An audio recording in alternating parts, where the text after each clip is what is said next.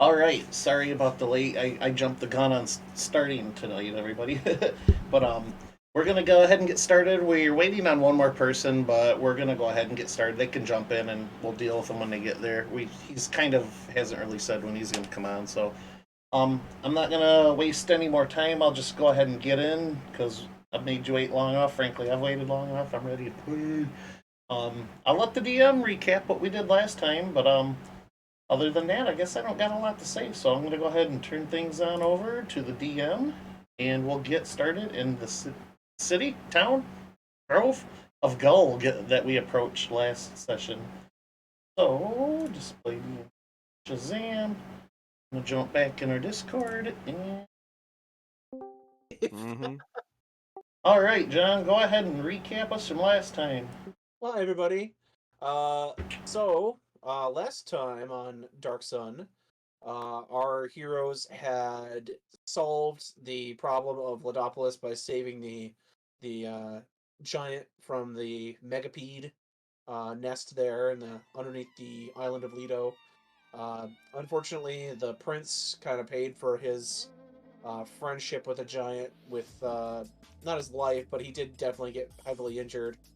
Um, Jeremy went. You were given a token from the giant one of the giant war chiefs by the prince of the Thunder Rock clan for that sort of favor you did for his clan. After that, you guys saddled up in the silt ship, sailed up the river a bit, and went to Brack's Pool, where Jared, you met some three Kreen, and they got a little bit more water. Got some news that the city of Ultarak is maybe in a little bit of trouble, but you guys had objectives elsewhere, so you split the party, sending your ship along the silt route with Alton, the Bard, the Talisier, a lot of your other followers, and a crew to get it forwarded across the tablelands to Cromwell. Meanwhile, you guys are going to take some mounts, split up, and take the land route through Gulg and the Crescent Forest, then through Nibene up to Cromwell. While you were traveling across the land there, you guys encountered a Gash, one of the like a psychic insectoid creature, pretty easily able to take it out. And as you approach the city of Gulg, you were stopped outside, where some of her guards, the Jugadas, had said that no visitors are welcome on the outside. But seeing that you are heroes, there's need for heroes in Gold for a spirit that's gotten out of control. So you were let into the city gates, and that's where we ended last week's adventure. So this week we're going to start by opening up in the Gulg once again. And as you see, the large walled city of Gulg is kind of clustered with these small series of almost mini villages called Dagdas. And you guys are being led along from the Hunter's Gate to this giant tree in the center of Gulg called the Sunlight Home. And that's the palace of the Oba Leilali Pue, the sorcerer queen of Gulg. As you're kind of walking through, you're getting some weird stares from some of the people of Gulg. The outsiders aren't really usually really permitted. There's a trading house outside the Queen's Gate that usually a lot of people in town, like, they kind of were able to go take a look at things, because the city buys things for Gulg. They don't have individual traders sell things to citizens here. So having outsiders in the city is kind of a big deal. And as you're walking through these walls, you see that there's this massive ring of just like foot-long thorns and these giant bramble bushes that form this sort of natural barrier from the outside world, protecting Gulg from whatever threats may come. Jared, you notice as soon as you walk in here, like, you got this pretty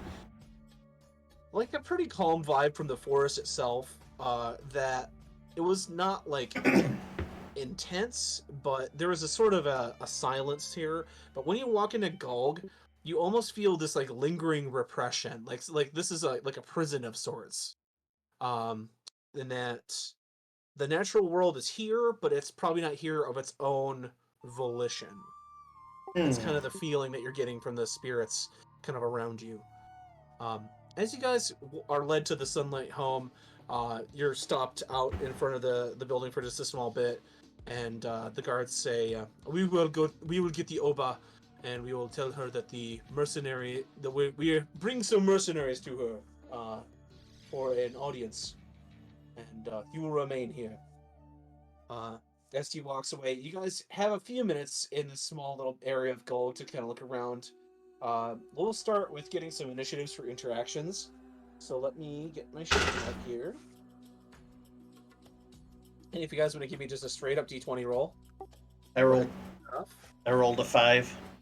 5, okay.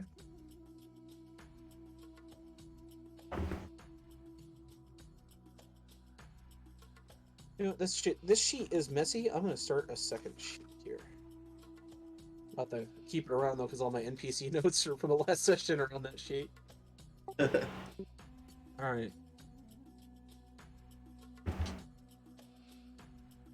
So Jared got a 5. How about you, Jeremy?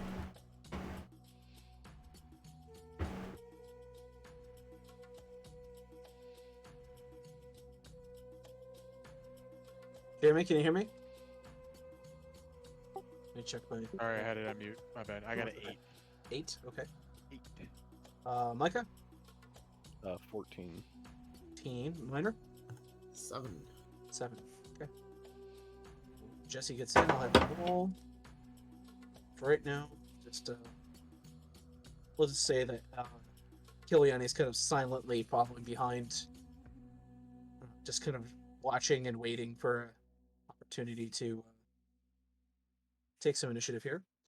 To fuck everything up with his own agenda. With his own agendas. As you guys are kind of walking around, waiting around here, Micah, this is the second or third time you've actually been to Gulg. You recall you're coming in here once when you were very young, kind of on a trading mission with your your father and your grandfather. But you were never really let in the city. You were led to the Queen's Gate where you did business with some Jugadas and some of the witch doctor or jungle priests called the Ngangas. But the second time you were here was actually your first quest with this group, when you guys were finding the Templar that had the storm crown that would turn him into a massive whirlwind. Yeah. You guys actually had saved Gulg from him as he attacked the city looking for another artifact. So this is nice to be in the city where there's not a man who could turn into a giant tornado threatening it. It's actually you get a chance to enjoy it. But you see some people kind of around in one of the Dagdas close by like a small mini village. It's got its own kind of tavern and the small like trades quarters. You got a few minutes. What would you like to do? Do I think? Because we saved them. So would there be any reason I wouldn't mention that when we have our audience? Give me an insight. Let's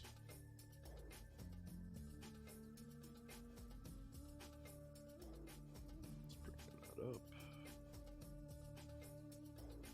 that up. 10. Good idea. Honestly, if the city owes you a favor, it'd be nice to have that as a bargaining chip. Okay. And we're just waiting for them to come get us. Yes, you were outside the Sunlight home. It's basically it's the biggest tree that you've seen. You've seen it before, but it's still the biggest tree you've ever seen in your life. 40, 50 feet, around, just the base, the trunk, and then just leads up into this massive canopy of trees that kind of spreads out across, a couple 100 feet. And there's a palace. There's a palace built inside, so it's God dang. Yeah, it's a big tree. It's a really big tree. That's a big tree. But yeah, you and the rest of the party just kind of waiting up here on your various mounts. They're being led to a small corral kind of nearby to be fed and whatnot. I'll look to Talisier. Oh, Talisier's not here. Talisier is on the ship. Yeah. That's right. Yep. You did bring one of your followers. You brought.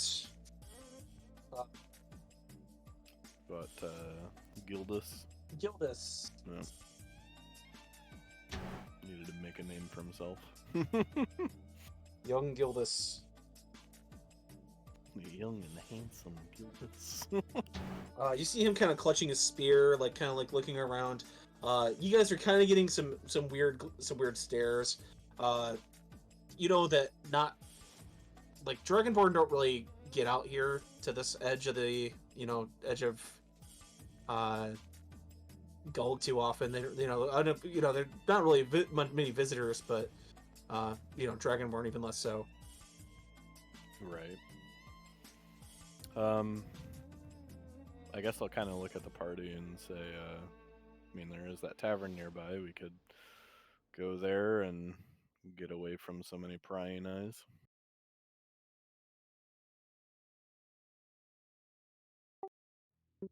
I'm not against it. How I feel about food. All right. Well, that's where. Yeah. I was gonna say, are we still doing the turn order? Or is that just in general? Yeah, I just wanted to see if anybody wanted to go there. Jeremy, how about you? What's my companion's name again? I forgot. Voron. Boron. Does he know the area that we're going to be going to? Which area?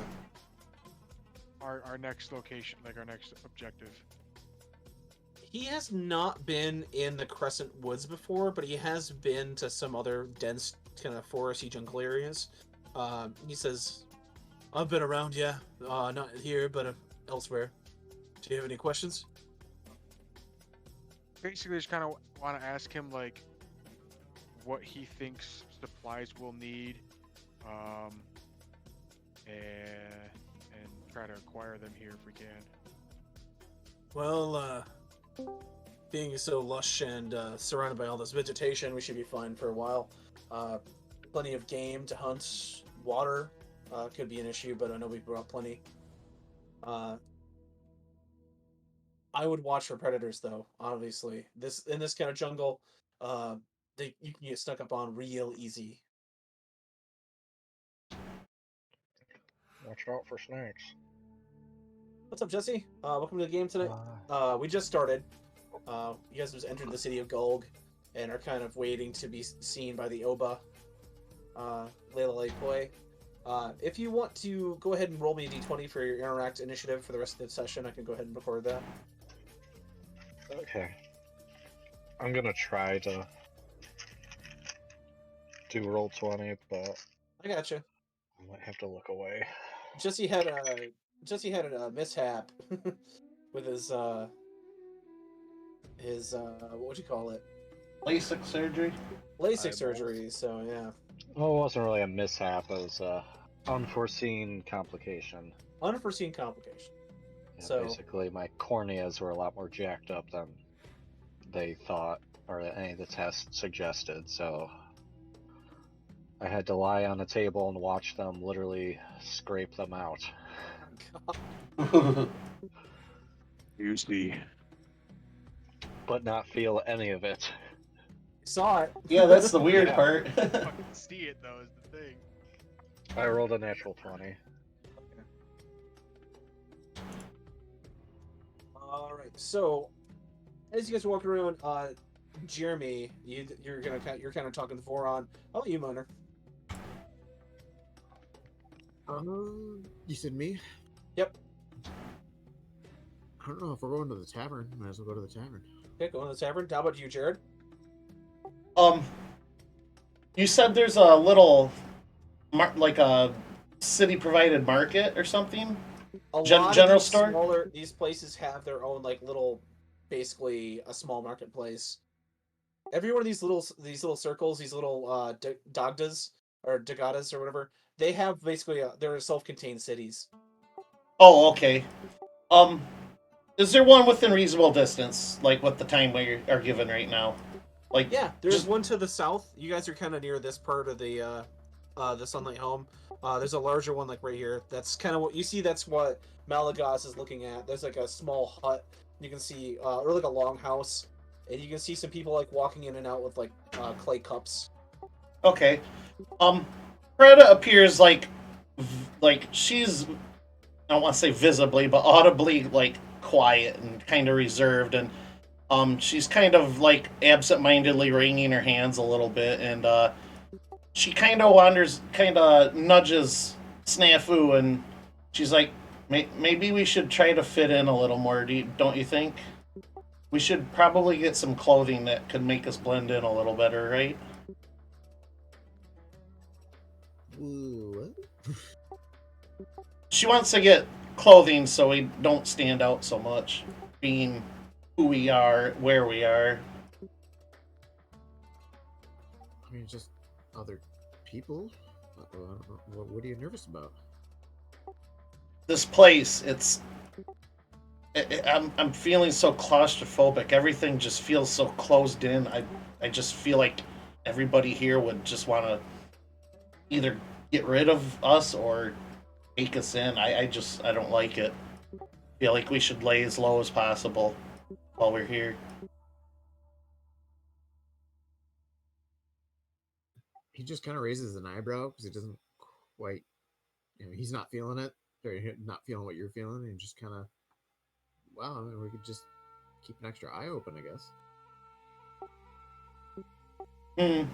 She pulls her hood up over her head. John, would my cloak be relatively not foreign to the city or their people? Oh yeah, it was made in another forested area, so yeah, it looks pretty similar. Okay, in that case, she just kind of raises her hood up and kind of tightens all of her equipment and makes sure everything's in place. I gotcha. Um, so you kind of, I'll say you can even lower the mask down a little bit over your face, and then like raise your hood up, Oh yeah, perfect. The mask, yeah. and you just kind of this cloaked, hooded figure, maybe with a staff. Um, Jesse, like I was telling you, Malagaz, it's kind of nostalgic for you to be here. The last time you were here was a few years ago when you were chasing the rogue Templar that had the storm crown and was threatening Gold, by turning into a giant tornado and ripping the city apart. But it's nice to be here where there's not a psychopath that's trying to, level it. You see a lot of the smaller Dugatas, like the smaller city, like mini villages, milling about doing their daily work. And you notice that kind of Malagaz is gesturing towards the nearby tavern. Is there anything in particular that you would like to do, or you want to join them in the tavern?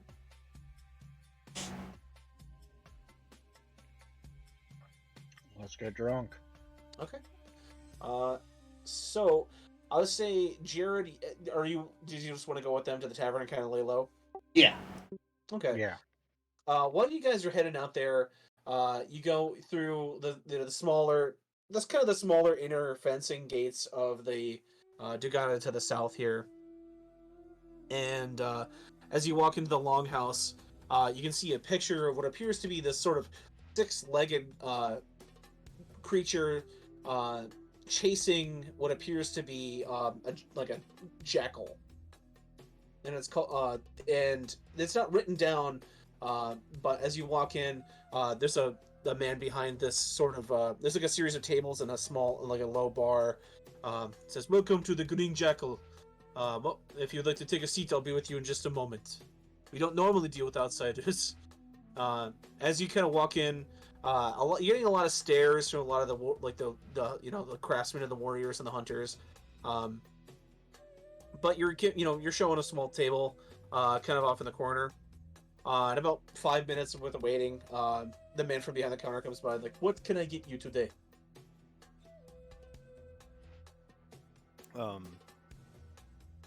I'll inquire about what the house special is.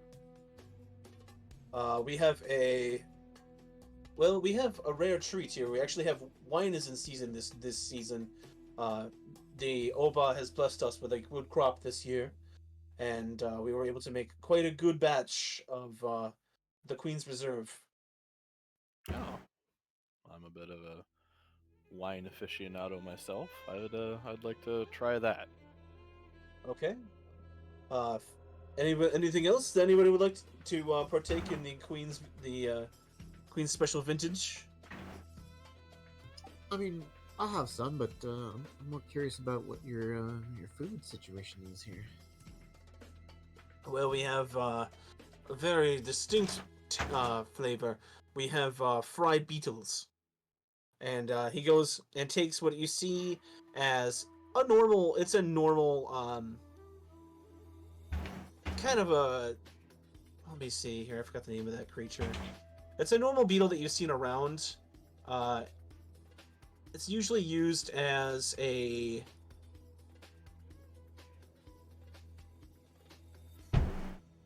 sort of, not like a herd animal, but like a domesticated animal. Let me take a look here.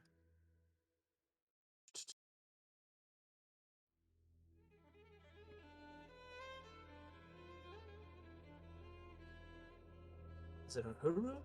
Yes, it's a hurum. It's like a beetle slash scarab. They're about the size of like a small platter. You see them. There's a pan and oil, and they're kind of like cracking them and taking like the back part, kind of like putting in some oil. And it comes with this sort of crunchy, Yeah. almost like a crab meat type of consistency. They see that they put it over this sort of like bed of rice, and then put like a sauce over it.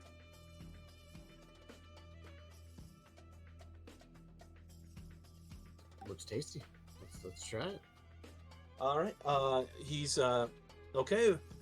Some one bowl of harum stew. Anything else?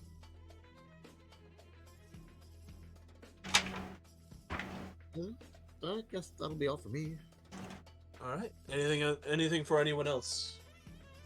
I'll also try some of the food if I can save up on rations I need to do. I'll also get some for basically everything I'm getting for Gildas as well. Okay. Gildas kind of looks. Oh well. Thank you, sir.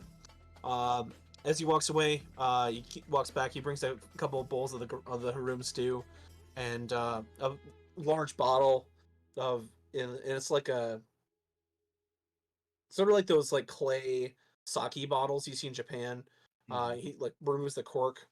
That's kind of like a large carafe, and he pours you all a few drinks in some clay cups, and then leaves the bottle there. And if you need anything else, don't hesitate to ask. And then kind of just leaves and goes off to help other patrons. The stew's nice. It's kind of like a spicy, like a rice dish. And the wine is nice. It's a red wine, nice and full. And you get a couple of drinks in. One of the men from another table kind of walks over and says, "Excuse me, I had the question for you. I see you from the outside. Is there any news from the south? We rarely get any word from anyone from the south these days." Do I have any inclination as to what kind of news he might, like the political state of things? He looks like he's got like a sort of a rich like red and gold robe, like kind of like a toga. He looks like he could be like a craftsman. You can see like he's got a small set of tools on his belt. What is to the south of here? Because I'm sure he's referring to like the Sorcerer Kings going after each other, right? I mean, Leto's to the south. Yeah, Balak's to the south. Really, Balak is the only big city to the south. I guess I'll kind of inquire in more detail. I'll just say, would you be referring to Balak? Oh, of course. The fourth city, I actually visited once or twice in my youth, but haven't had a chance to make it out there recently.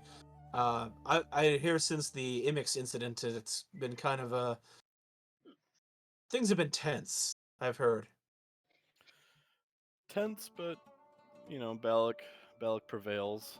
It's a jewel of the south, after all. You know, we still get trade in and out, and let's say business is as normal as it's ever been. That's good to hear. I've heard that there's been quite a problem with, let's say, outside interference from some elementalists. I've heard, but it's good to hear that Balak is doing good. I know the Fire Cult tried to get a foothold in the forests of Golg, but the Oba herself smote them upon the side of the mountain, and they were taught a lesson as to the power and the reach of the mighty Oba. Well, he kind of looks at you, Jeremy, and he says, "Are you?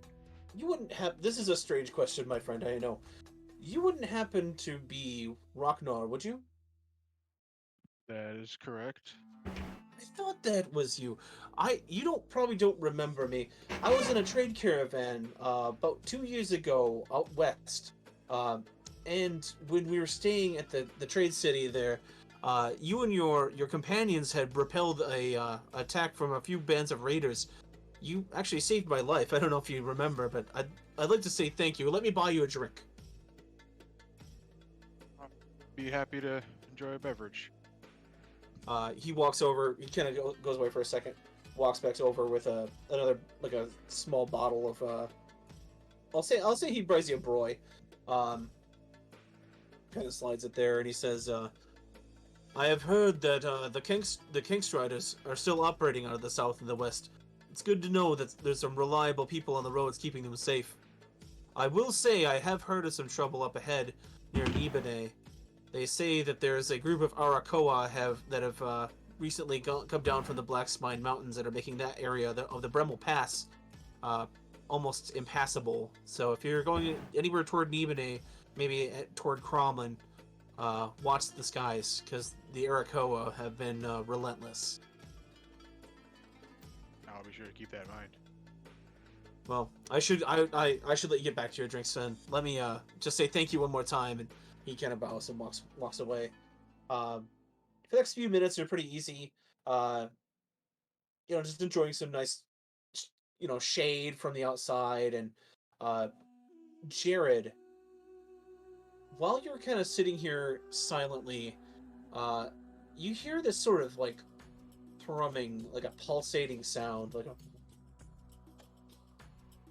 and as you're kind of just sitting there trying to calm yourself down, you feel what appears to be this pull, like this through even the earth itself, this sort of spiritual pull to the mountain nearby.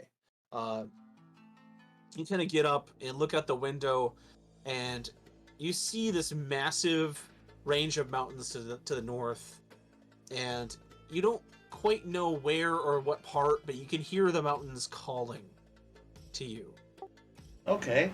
Can I make a roll? I would like to know: are the Arakoa typically aggressive, or like Okay. what are they as like a culture? Are they known for being territorial? Are they usually a pretty welcoming race? Like Okay. what Yeah, go ahead. what I generally know? Sounds good. Nature roll. Yeah. That'd be a 19. Let's see. I'm good at that. Playing to my With strengths. that, most Aarakocra are like hunters and scavengers. They're not exactly friendly. Most people try to avoid them, but because they're kind of like they're vulture folks, so they have that kind of connotation as to like they're just scavenging for an easy meal. That they can be pretty deadly, but they tend to keep to themselves. So something must be agitating them for them to be like going out of their way to raid or like attack people on the road. She kind of whispers to Snafu and the others. So, we're here chasing down a great spirit causing trouble, right? She points to the window to the north. I'm getting a real strong feeling that something is hiding up there. The Arakoa, am I saying that right? Yeah. The Arakoa typically keep to themselves, so just like the Myconids that we dealt with before, maybe their food supply is being interrupted, or maybe they're in trouble or something. It's not like You them. hear Voron kind of speaks up too. He says, "Well, I've dealt with their kind before. They can kidnap people if they want to get any sort of edge up on a local city, but." Yeah, if they're going out of their way to attack this many people, I mean, we can see, but I would just be careful when dealing with the Aarakocra. She nods and says, then perhaps tribute could be paid to gain an ear of theirs and see maybe what could be wrong. And she like kind of nods toward the kitchen, like maybe we should bring some food or something to offer them. Well, you do know that those mountains are a good ways away, at least a few days. And you have to make it through the actual jungle and then through Nibane first. Just from looking at like the maps and whatnot, so you had some time to think about it and prepare. It's not Okay. gonna be immediate. Maybe if we could get our hands on some like, are they carnivorous or? They're not carnivorous. They're scavengers, so they can. Oh, okay, fair enough. Food, but they all they're vultures. They eat dead, dying Okay. things.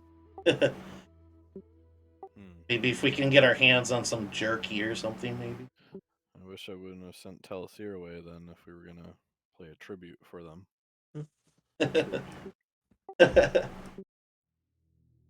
Not the best song in the world, but it's a tribute to it. After a small bit of waiting, you guys see one of the Jugadas walk from the palace, kind of like asking around, and one of the guys points to the tavern, and you see the Jugada walking over toward the grinning jackal.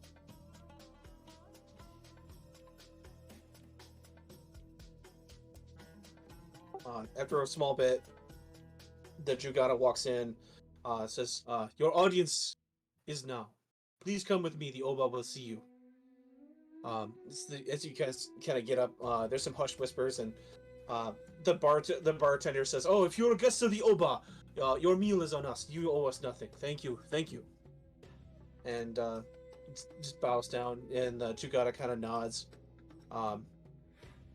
As you're led into the palace, you climb this many twisting stairs, past many bits of libraries and other bits of other rooms kind of tucked in the sunlight home, and eventually you emerge at a large kind of a balcony that oversees the city itself. There's guards kind of posted all around. You see trees or windows out of the tree line into the sort of looking into the city itself. And you guys are led into this large circular chamber where Leilani Pui, the sorcerer queen of Golg, kind of sits on this carved stone throne. She's got a couple advisors next to her in a row of Jugadas. And as you guys enter the circle chamber, she says, "Oh, these must be the mercenaries that were at our door." And she kind of squints and looks at you, Ragnar and Malagaz, and "I believe we have met before. I think you were the ones from the Kank Striders, was it?" I'm just That would be spawning me. myself in here. I'll also, Yeah, if you guys want to spawn yourselves on the circle, that's where you guys are kind of meeting her. Been called a lot of things in my day, but a kank ain't one of them. close skank, but Yes, Ted, that was the joke. Let me get your followers in here too. but yeah, They're gonna I'll stay in the also back. nod. I'll say in association with, yes. I remember that man that came to our village long ago, and I know that you folk helped to stop him. We appreciate that. I don't forget favors when they're done to my people. With that, if I didn't get a chance before, I sincerely thank you for your aid that day. Jared, as she's saying these niceties and these platitudes, you're getting this sort of weird dichotomy, because she sounds nice, like she's very polite. She's dressed in all these fine clothes, and you've heard these awful stories about these sorcerer kings and queens that are like these powerful, basically demigods. But she seems like she's very down to earth, but you still kind of get this like emanating aura of just domination. Like, she has brought nature to its knees in Gulg, and this city is kind of wrought out of the spirits of nature, like almost against its will. She's gonna look like visibly ill at this point. She's kind of feeling weak herself right now. She kind of steps back to kind of hide behind Ragnar a little, kind of eyeing the door at the same time, but not trying to draw attention to herself in the same vein. She kind of motions to the benches, like, "If you would, please sit, if you must. We have much to discuss." Is this like an open door or windows or? That's a large window. You see the sunlight kind of going through the there's no glass, but it's just like an opening into the side. Okay. It's not like a balcony where you just walk off. There's like a windowsill, like ledge, but yeah. Right. She'll go and stand by the window and look out and kind of breathe in the outdoor air. Okay. To try to calm herself a little. As you guys are kind of getting comfortable, she says, "Now, my advisors tell me that a group of mercenaries came to our door because we need help, and to bring them to me because I do need help. We've been having problems with the spirit to the north.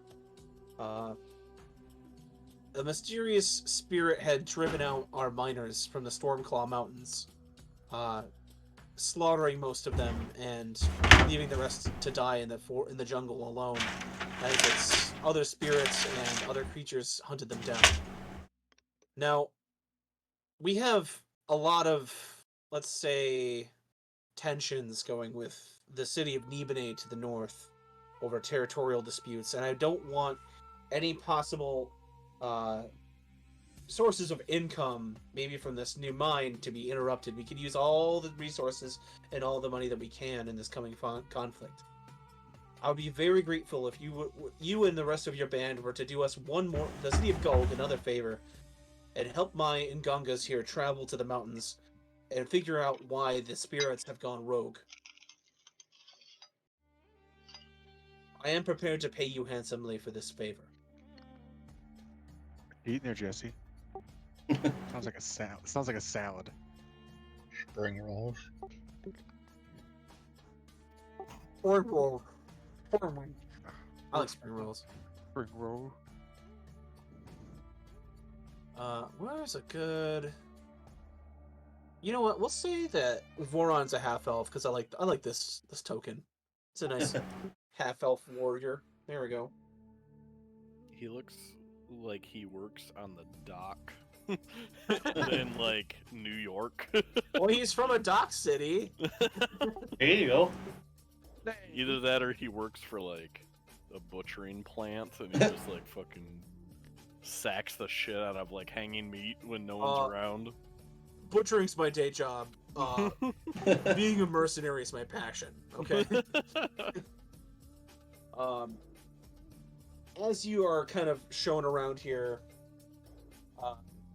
she kind of steps forward and says, "One of my Ngangas here is a survivor from the camp. He can tell you of what the spirits have been throwing at us recently." And the kind of older tattooed gentleman steps forward and says, "We were overseeing the mines of the obsidian and the other minerals when the rocks came to life. It seems as though one of our miners had disturbed a sort of a seal or some sort of gateway that was had been buried from centuries of rocks and dirt. Looked impassable, but when the pick cracked through and broke through the other side, we were excited. We thought maybe we had found some sort of ruin, but that's when the creature attacked. It was the size of a large... I can't even describe. It was 15 feet across, could have been. It was 6 legs. It was like a mantis, but it was also like a centaur, but it had wings and the tail of a rattlesnake, and it was some sort of nature spirit. It must have been kept dormant there, but it flooded forth and it summoned earth elementals, and all sorts of other fey creatures just started coming out of the portals, and all out of the strange light that gleamed at the top of the stairs that led up and out into the mountains. It killed many of my men. We weren't able to see what was at the top of that those stairs, but we do know that whatever's there has to be resealed, because whatever's there is what's causing all of the problems. We saw most of these creatures even in the forests and the jungles outside the city. We know the walls here protect us, and Naoba will not take any sort of trouble inside her own city walls, but we can't extend her protection to every inch of the crescent forest. And we are desperately outgunned out there. I doubt that even me and our mightiest Jagadas could stand against that onslaught for very long.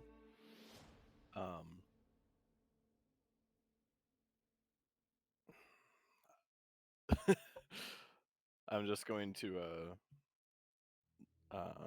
address him and say, I know it's a weird request. Weird regress. Would you mind if I tapped into your memory real quick? I'll just say all I need to do is touch your hand. He kind of looks pensively at Layla Lepue, and she nods. And then Nganga steps forward. But you stay out of Willie's head between 4 and 5. That's Willie's time. That's Willie's time. And then I'm just gonna do mind link. Okay. It's a form of telepathy. I just have to touch a willing creature with an intelligence score of 5 or higher, and Okay. then we can instantaneously share words, images, sounds, and other sensory messages with one another through the link. And we don't have to share a language or anything like that, as long as it's connected. It lasts for an hour, but I just kind of need it for a moment.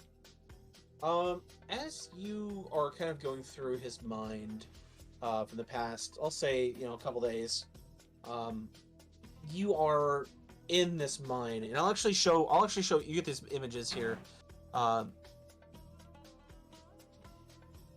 Your kind of mind travels to this sort of desolate, kind of like darkened mine shaft.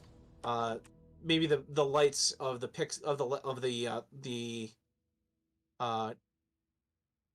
the torches of the various miners kind of like lighting this like large cavern as they dig out these like bits of hard rock and various other minerals that can be used to make weapons of war, and stacking them, kind of gathering them all up. You see the wall to the north. You see one of the miners kind of like see the seal of a sort of a large sort of sickle, and it's got like two cross branches kind of around the other sides of it. He kind of looks at it curiously, like it's this ancient seal of some sort, but there's like a crack in the middle of it, and so he sort of takes his pick and starts to kind of dig at it, and you kind of see through the eyes of this man. This Nganga was one of the overseers at that mine. Walks over and, it kind of curious, also peers through, kind of over the shoulder, and you can see the second that this worker's pick pierces the stone wall, this sort of rush of green light pours out, and this thrumming voice kind of fills and shakes the mountain. And as soon as like the tremor kind of stops, some of the rocks, kind of shaking, they're kind of afraid that the mine itself might collapse. The door bursts forth, and you get a glimpse of this creature just break through Nice. the sealed wall, and just starts rending people and tearing them and cutting them. And then behind him, lots of creatures made out of like living wood, kind of pouring through the hole itself. You see these women with ferns for hair and like flowers growing out of their bodies, kind of casting these nature magics against these miners, and they just start to run for their lives, and they're just cut down mercilessly by these spirits and these creatures. The devastation kind of draws out to the entrance of the mine itself, and you see people cut down, burned by magic, as this Jugada runs off into the jungle as fast as he can. And then just as fast as you find yourself back here in the Obus chambers. Would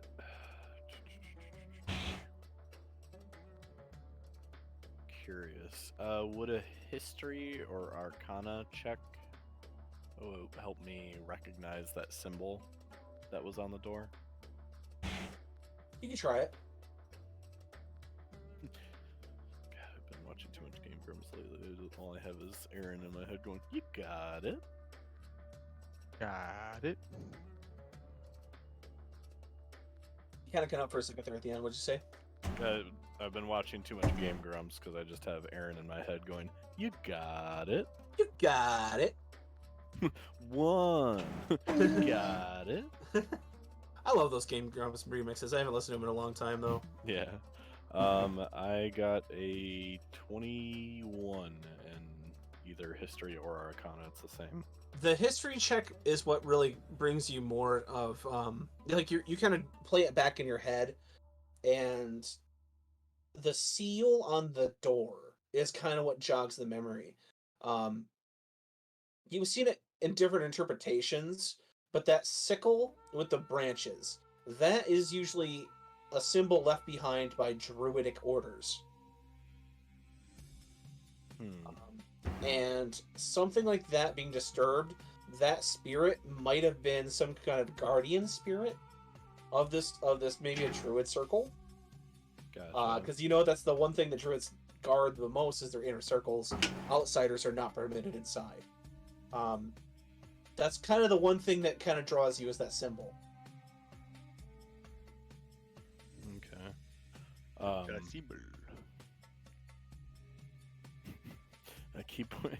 You keep calling them, the words of the Gulg's culture and the titles, like the Jugadas and all that. Yeah, Keep wanting to say Ngangas. Ungangas. I want to be a Thunga. John, you do remember what an Nganga is, right? Yeah, no. I was Okay. Side note, I like to listen to last podcast, and yeah, Ngangas are like the spirits or whatever. That's the name of her Templars or Ngangas, and I thought that was awesome. I'll release his hand, and I'll ask him, do you have any inclination as to what you might have disturbed? No, I'll say, I don't. Like I said, the creature was on us minutes after the seal had been broken. I know he has magic, and I know some of his creatures that follow him have magic, but I'm not sure. Other than that, it was a slaughter, and I ran. I'll I guess step kind of towards the center of the room to address the queen, but also my party, and say, in this man's vision, I saw the seal briefly, and it seemed, I couldn't pinpoint which, but it seemed to belong to an ancient druidic order. And if I'm correct, I believe what you saw was the seal being broken, and then the ancient guardian of that druidic order protecting its kin and territory. You see Lilliput kind of step back to the throne and sit and think for a second. Says, everything that you have said makes sense.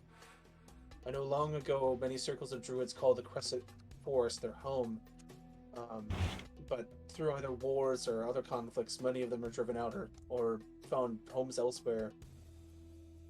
Gulg rules this forest now, and I'm not sure what circle of druids calls the mountains their home, but they must realize that I'm good. any creature that harms the citizens of Gulg is harming me, and I will not stand for that. I don't care what sort of spirit it was. I will lend you my aid, but it will be brought down and taught that you will not cross the Oba. Bend the knee. Bend the knee. With that, she kind of. Oh, go ahead. I was gonna say, Beretta kind of slams her hands down on the sill and says, "I've heard enough. I long to hunt. We shall go." And she starts to head toward the door slowly. She kind of cocks her head and says, "Well, this one's passion will be well rewarded."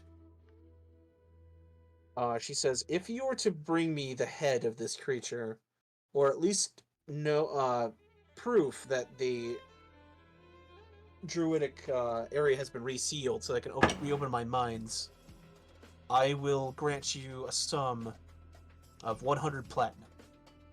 And a paltry sum for a great work that I know is quite dangerous. I will also provide you whatever aid I can in your journey. I know that you must not be coming to Gulg itself, especially you Kingstriders. I know you have business all across Athos herself. But if you were to do me this favor for a small time, I will see that you are repaid."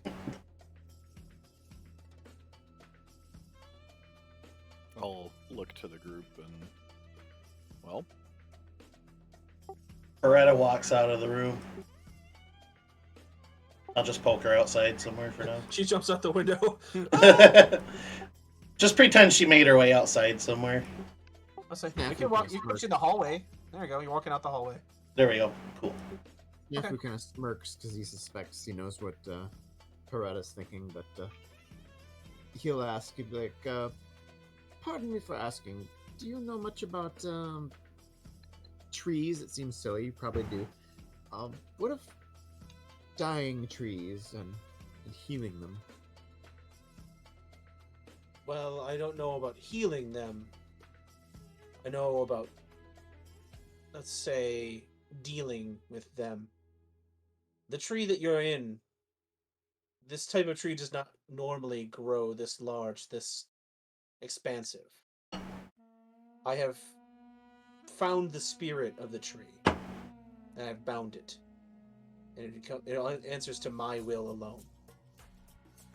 I guess my suggestion would be maybe to find the spirit of the tree that you are speaking of, and make it listen to your will instead of living by its whims.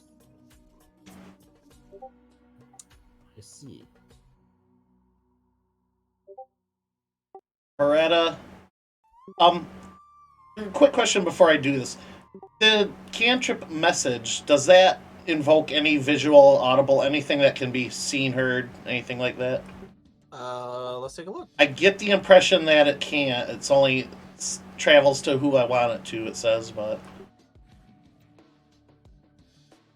You see, I'm not sure because they cast it all the time in Critical Role, okay. but I'm not sure if it has any like hand movements. So I'm just gonna check it in D&D Beyond real quick. And take a look.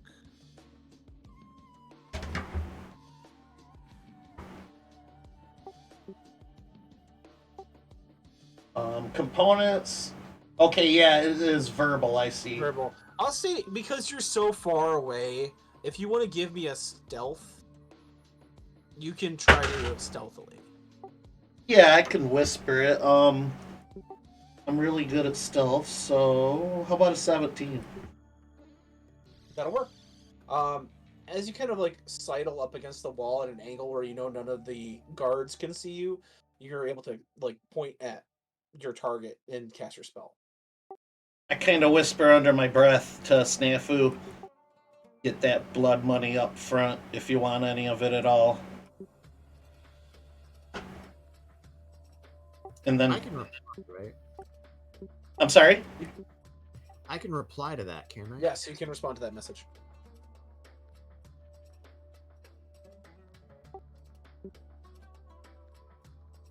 What did you say again? I said, get that blood money up front if you want any of it at all. I know what you're thinking. Oh, that's all you hear after that. Oh. I will Simmering lend but you controlled rage. I will lend you my aid. You will get 3 of my most powerful Excuse me, I think I'm saying this wrong this entire time. Call him fungus. Judagas, not Jugadas. So Judagas. You'll take 3 of my most powerful Judagas, the best warriors I have to offer, and the leader of my Ngangas, Karubo. And this man steps forward, kind of a larger man, kind of covered in tattoos, various spiritual markings. He says, "I was not present there when the creature reared its head.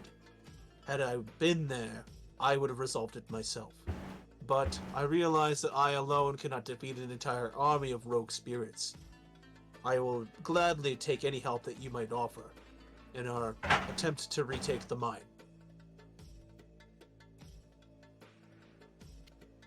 I'll, I guess, look to him and say, it's honorable that you would want to represent your queen, but not only your city in the matter. We'd be glad to have you. He nods.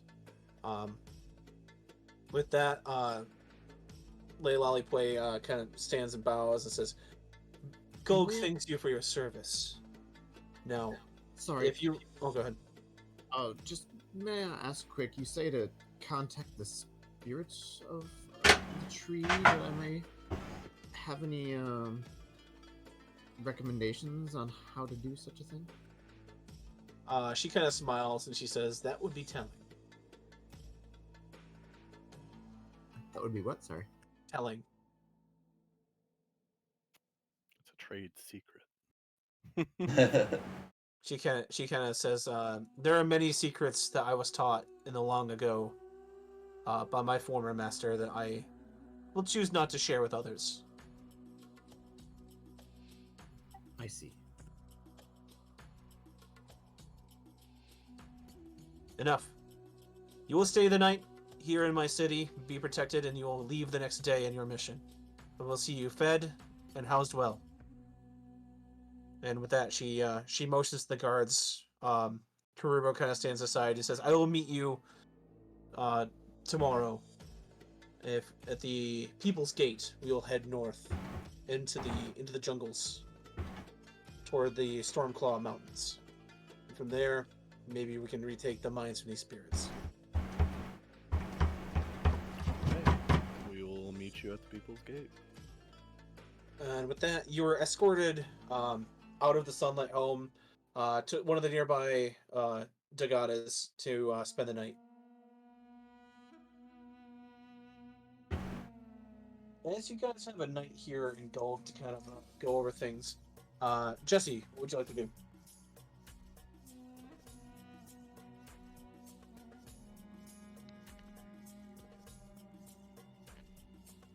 Oh. Oh. Okay, I mean, you can just Oh, hang out if you want wait. to. We don't have to have something in mind. I do know.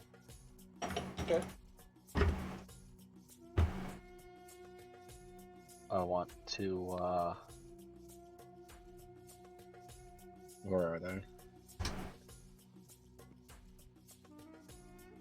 I want to get Jarek and I have Ari with me too, right? I don't think you brought them with you. Where are they at then? I think they're with the He took assault ship. one of them. He took didn't take one of both them. of them because I know they parted and like hugged Oh and yeah, stuff. no, you did take Jira because he got mind Yeah, controlled last he week was and getting attacked mind you. control. Yeah. Yep. Okay. So yes, you do have Jarek with you. Okay. I want Jarek to like go around town, like taverns and stuff, and start spreading rumors about the great prophet Kiliani is said to be returning to Athos. Spreading his own prophecy. What specifically should I tell them the great prophet is saying?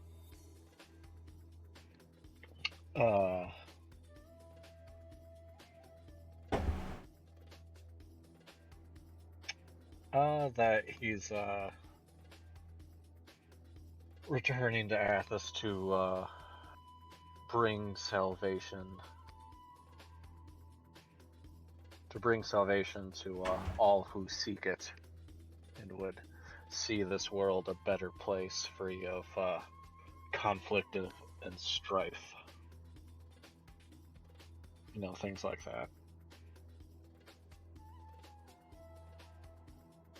He kind of nods. He says, "I'll do my best. I know the influence of the Oba here is very powerful. I don't want to get thrown into the dungeons of the Sunlight Home for heresy. I'll do what I can." Yeah, And, just try to be subtle. Of course. And with that, he sheathes his weapon and goes off into the night. All right. Micah, how about you?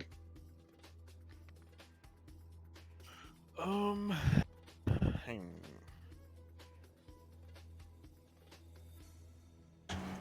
I'll pass for now. I kind of want to see where everyone else is gonna go. Okay. Minor and Jeremy. I think Snafu's having a discussion with Peretta. Okay. I would imagine. Jeremy, how about you? I still want to go with Boron to figure out some supplies for our upcoming trip. Okay. As you're kind of like, I'll just do this real quick. As you're kind of walking around looking for any supplies that you need, you can find anything in the DMG that you might want to buy. It's not going to be maybe the best quality because I mean this is still Athos, so it's not going to be like I'm going to get a metal crowbar. But anything you want to buy, you can buy at. I'll say because you're heroes of the city, they'll sell you at the price that's listed in the PHB. Okay. So far as food and water goes, I'll say that the food is limited to 10 pounds because they kind of want to ration that out. And water, I'll say to 10 gallons per sale. So, okay. Sounds good.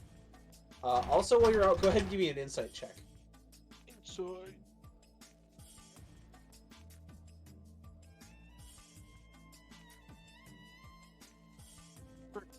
Plus 215.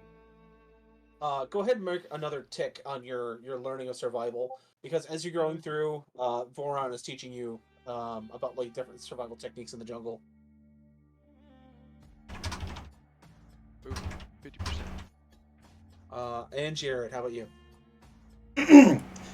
Before the party splits up, she'll just look everybody dead ass square in the eye and be like, I'll give you all 2 hours. Then I head north. Meet me at a noticeable location north of Gulg. Okay. Like maybe a mile out north. Okay, you do remember hearing that they're gonna go up the People's Gate, so maybe if you want to travel down that trail Okay. ahead, that'd probably be a good start. Okay. I'll say look for I'm going to lay in wait and hiding. Look for I'll say like a leaf that I have on me that I can like stick to a tree or something. Or carve into a tree even. Okay, I'll say that you have a tattoo of like a maple leaf on your arm, but maple trees don't exist on Athos. So that leaf has never been seen before, and that'll be kind of like a unique symbol for you. Perfect. And then with that, she kind of storms out to go to the, scout out ahead. Okay. I'll look at Snafu and ask, do you know what any of this is about? We're working on that.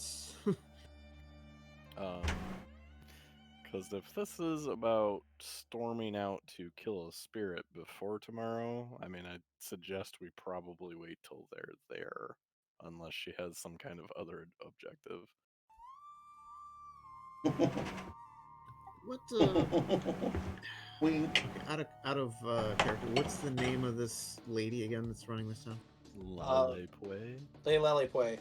Or you can just call her the Oba. I don't really care. Oba? Yeah, OBA. No, Oba. Okay. The Oba. What's your relationship with Oba?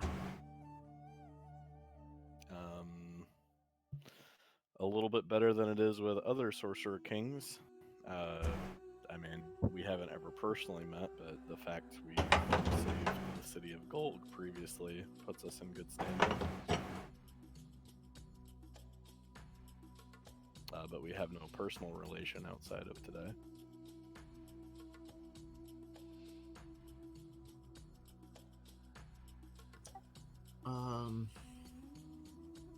What was it that made you save the city beforehand, or what happened? I mean, John probably has a better idea, but I'll say that I retell it. Malakaz tells you a story about how when him and Kiliani were just nobles, like years and years and years ago, they and a bunch of slaves had, along with a couple of Templars from Balak, went to go dig out this possible like relic site off in the desert. He said that one of the Templars had gotten their hands on the artifact in question. It was a crown made of stone on a statue, like a statue of a person. But the crown was not attached to it, so he lifted it off, and it became like a metal crown in his hands. And when he put it on, he got the powers of the wind. Essentially, he became like a wind cleric. Going mad with power, the Templar had sensed that there were other artifacts that could give him control over other elements. So he set off across Balak and across all of Athos to find these artifacts. Long story short, Micah and the rest of his fellow group of adventurers were able to slay that rogue Templar in Balak when he had summoned like a large wind spirit. That was before the whole Imix cult thing happened. And it's funny because his statue still sits in Balak's reliquary, like its treasure room. Because when he did, he overtaxed the power of the crown, he became a statue. But yeah, that was basically the story. He tracked this guy down across Athos, trying to save people from this guy, and in the process saved Kolg from a giant, like a tornado type wind spirit. So what's different about this wind cleric guy and Oba?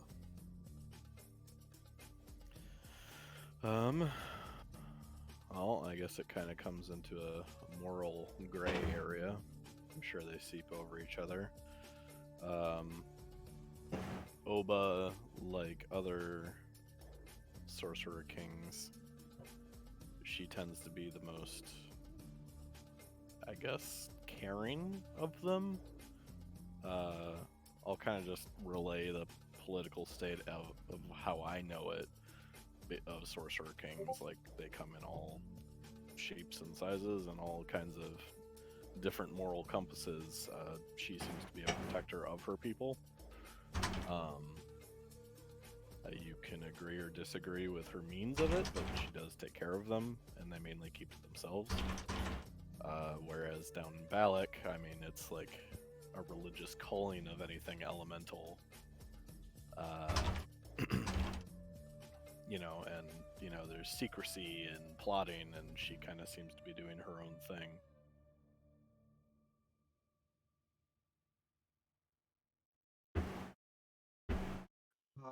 She'll You know protect, that but not really the land. Gildas pipes up and he says, I've seen plenty of other sorcerer kings, and they're all different kinds of flavors of mad. Some crave control, some power, some conflict.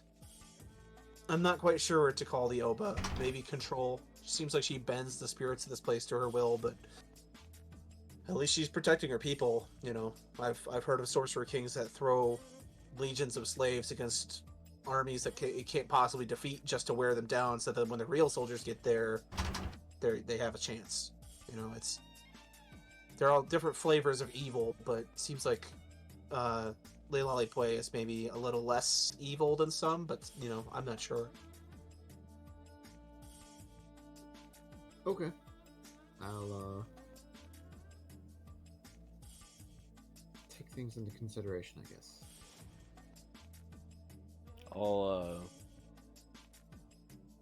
I guess I'll ask Snafu.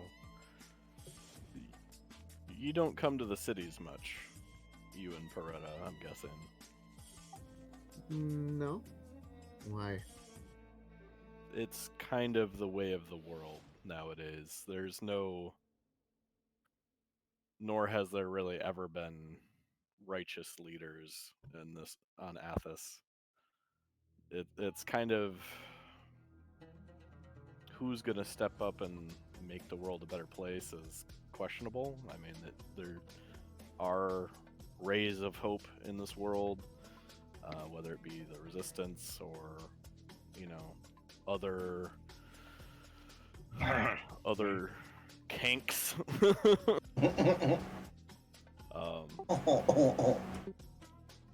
But it's what this world knows, and until things change, it's kind of about surviving on Athos, and it's a lot less peaceful out in the cities. It's kind of just you make what you can of it. to get by, and choosing the lesser of those evils, I think the Oba is definitely the lesser. Well, Well, I heard when Kiliani gets back, he's gonna make it better for everybody. For a small donation of $19.99 every month. It's insurance.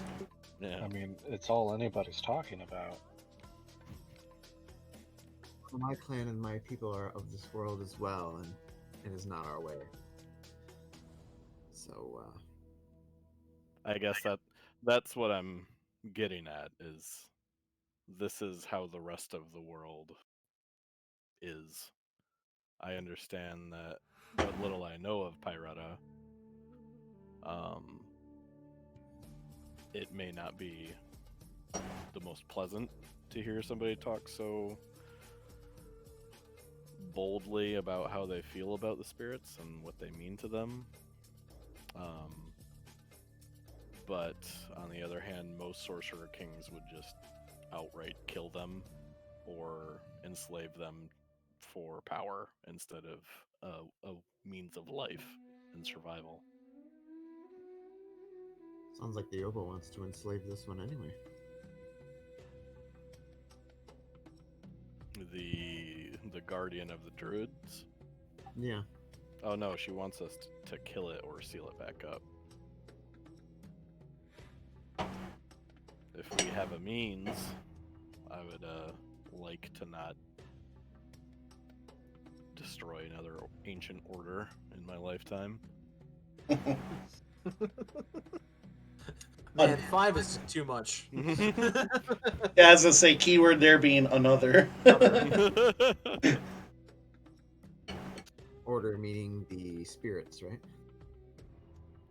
Right, the druids are the spirits that which the druids protect. Well, I think that's something you have in common there. And you speak of little hope, and perhaps there were 2 comets that were hope for this world. I'll be out with Beretta. And need to just head out. I'll pause a moment to see if he has anything to say, but I'll head out. Well, I hope Peretta might be able to understand a little bit more of the situation, having explained it to you, and maybe coming from you, she'll have a more broader scan of the situation. I'm not dismissing her feelings on it, but maybe she can help understand it from an outside perspective as well. And then I'll nod and say, we'll meet you in a couple hours. Okay. Quick request, could we take like a 2-minute break? Yeah. Okay. That's no problem. Okay, cool beans. I'll say the final scene would be like, at least before the commercial break, is just snafu. It's like midnight, the moon's out, and just like a lone halfling walking down the trail to the People's Gate. Well, yeah, take a break. Okie dokie. Excuse me, I'll only be a couple minutes. Bathroom break and all that, so. Right, I'm gonna get another thing to drink here, so I'll be right back too. Okay, be right back. Yep. That being said, be right back. Need to take care of some business. We'll be back 2 to 5 minutes, something like that. Something quick. Anyway,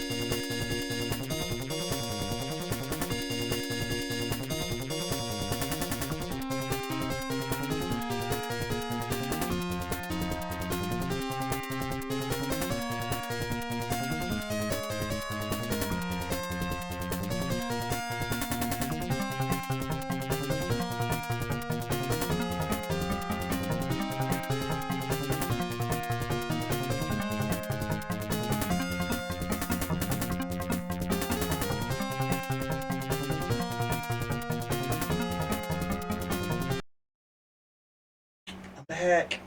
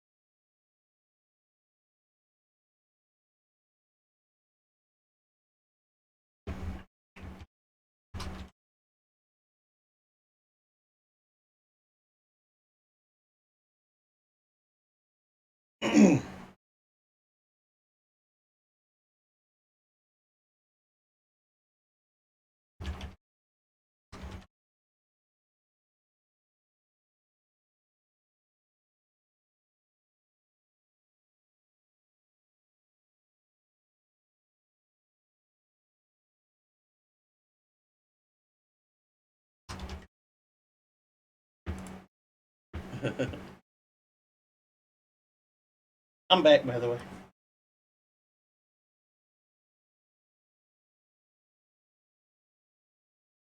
Okay. Yeah, me too.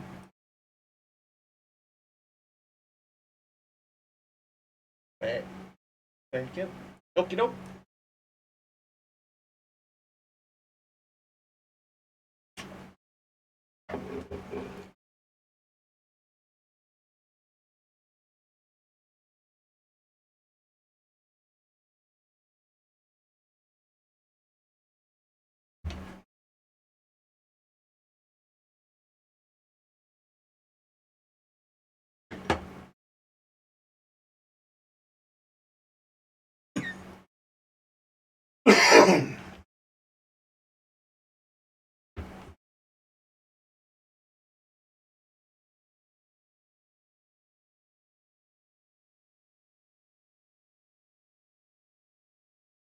A lot of, like, I think they got a lot of ears turned our way. Um, I did what I could, you know. Good, good. All we're doing is planting a seed and seeing where it spreads. I also heard Shoot.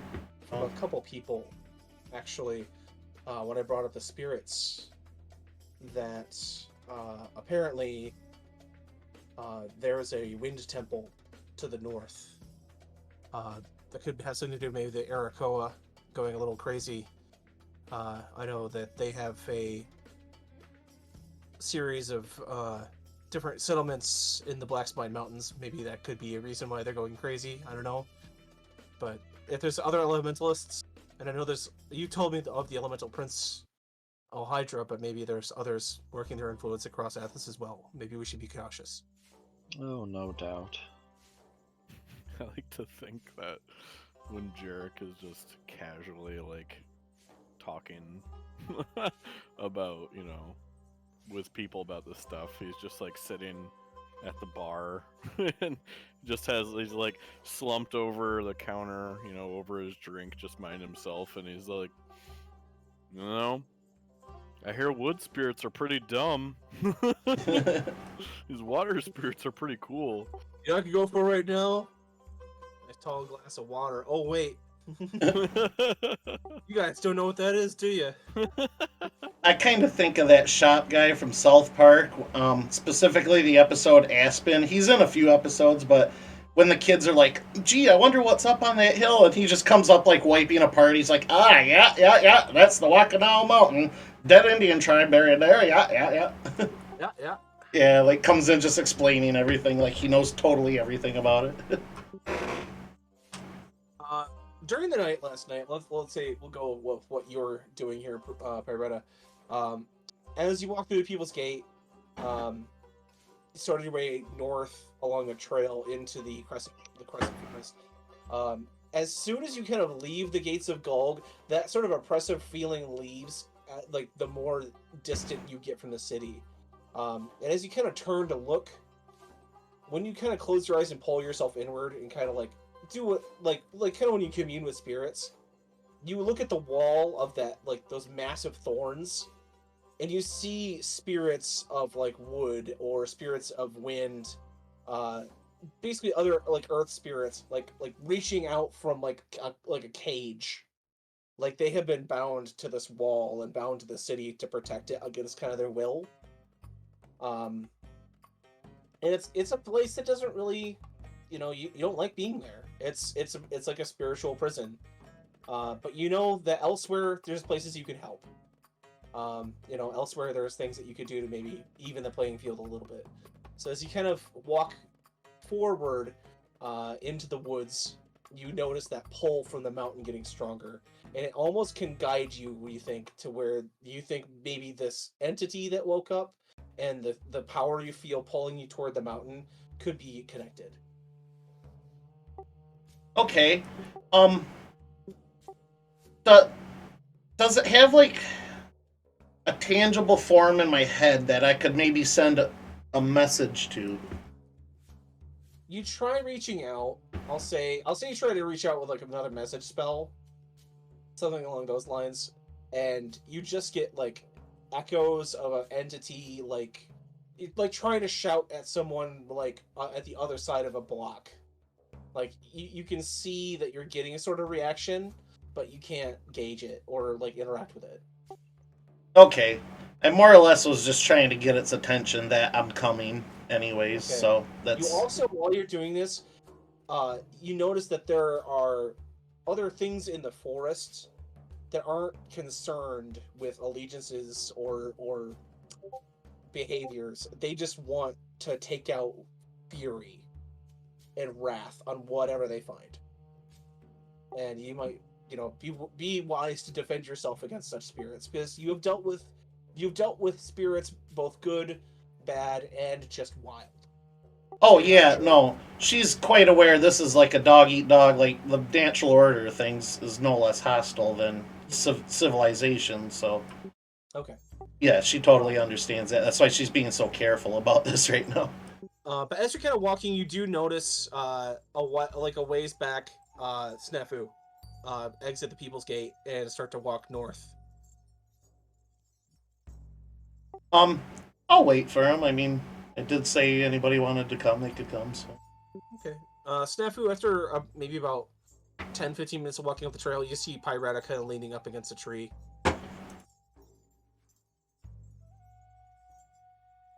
So what's the plan?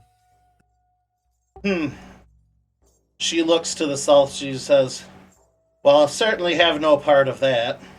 And then she looks north and she says, "Athos calls to me, to the mountains. I'm going to be heading there. Um, I feel like the mountains, the earth, this Olba. I'll kind of explain how Olba is basically dominating the earth, containing it, and that's not how nature should be working. Nature's meant to bloom, to grow outward, to spread, not to be concentrated and encaged. But, And so we'd be like, oh, I totally got that.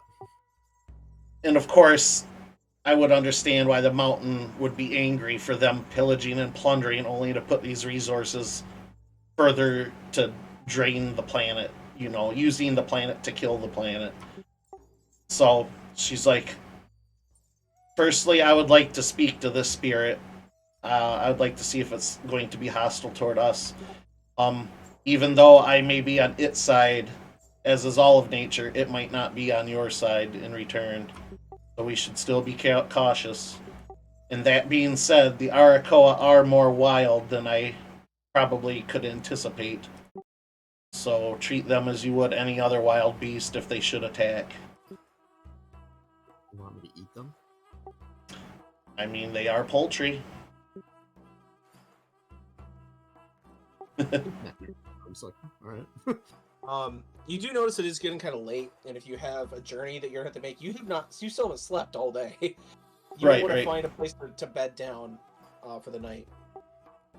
She suggests going off the beaten path here and securing a small camp, but she'd like to, make a mark for the others to follow as well. I can make the camp if you want to make your mark. I'll be right back. Just a second. Yeah, sure. Yeah, Peretta nods. She agrees. Yeah, I'll go ahead and secure a path and make sure we weren't followed except by those we want to follow us. So,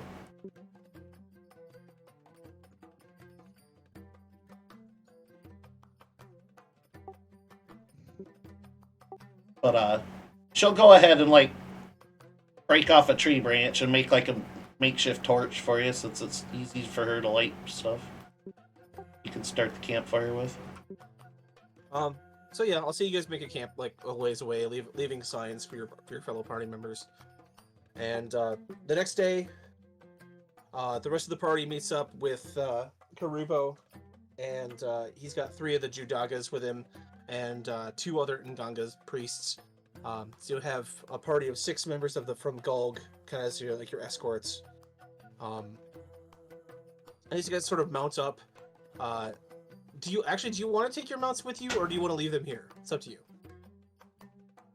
Are they mounted? They're going on foot. We could go on foot then. Okay. What's Voron recommend? Probably there's probably gonna be some dense trails. Being on a mount might not help you. Okay, I'll go on foot. Okay. With your sort of entourage heading out the People's Gate, you lead the party's led kind of north, and I'd say about a half an hour out, Rocknar, you see that symbol. You see the sort of the strange leaf that Pyretta has tattooed on her arm, carved into a tree. Okay. Kind of leading off a path off to the side. Perception, do I see any others? Give me a reception test. 18. You see about another 20 yards down another one, and then another one past that. Okay. I'll point it out to Pyretta. I mean, well, Pyretta's the one that made them. Oh, I thought like... Okay, never mind. I thought that... I'm confused. Okay. Okay. Point it out to the party. So the rest of you see these symbols that Pyretta has obviously made as a sort of trail.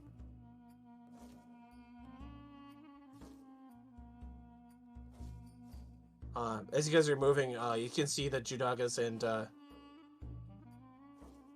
Kirubo kind of like, we have to move, guys. Let's keep moving.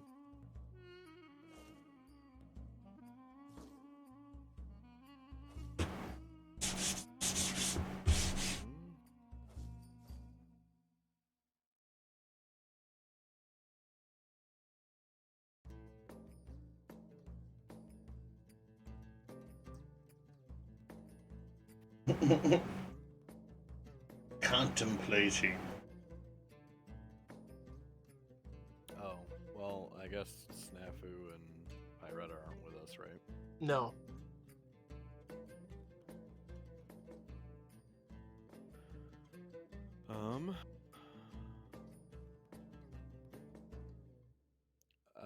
I guess.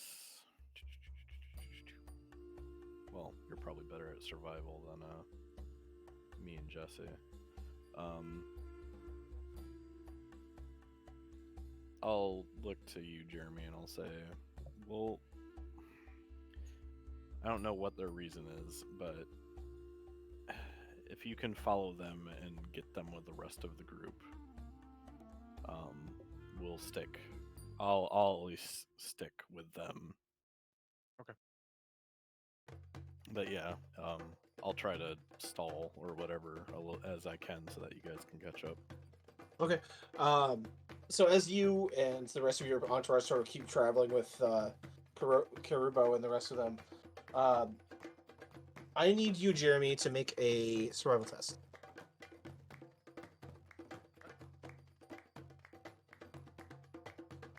Motherfucking 16. Following Pyretta's trail, you're easily able to keep from going to point to point to point to point. And you find them about 50 yards ahead kind of heading straight north. Kind of as a more direct route instead of going through the the obvious trails that have been carved out. Are we leaving without them, or I thought we were waiting for them to meet us? That's kind of the area that you guys are staying in right now. But your trail headed more north, and as you reach that, you see a small camp with Pyretta and with Snafu.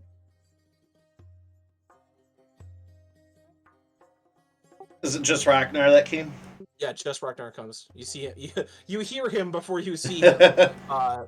Snapping through twigs and branches, but yeah, he eventually ducks down, and you see his massive frame. The forest moves around. She kind of jumps up and readies herself as she hears the noise, but when she sees that it's Ragnar, she relaxes a bit.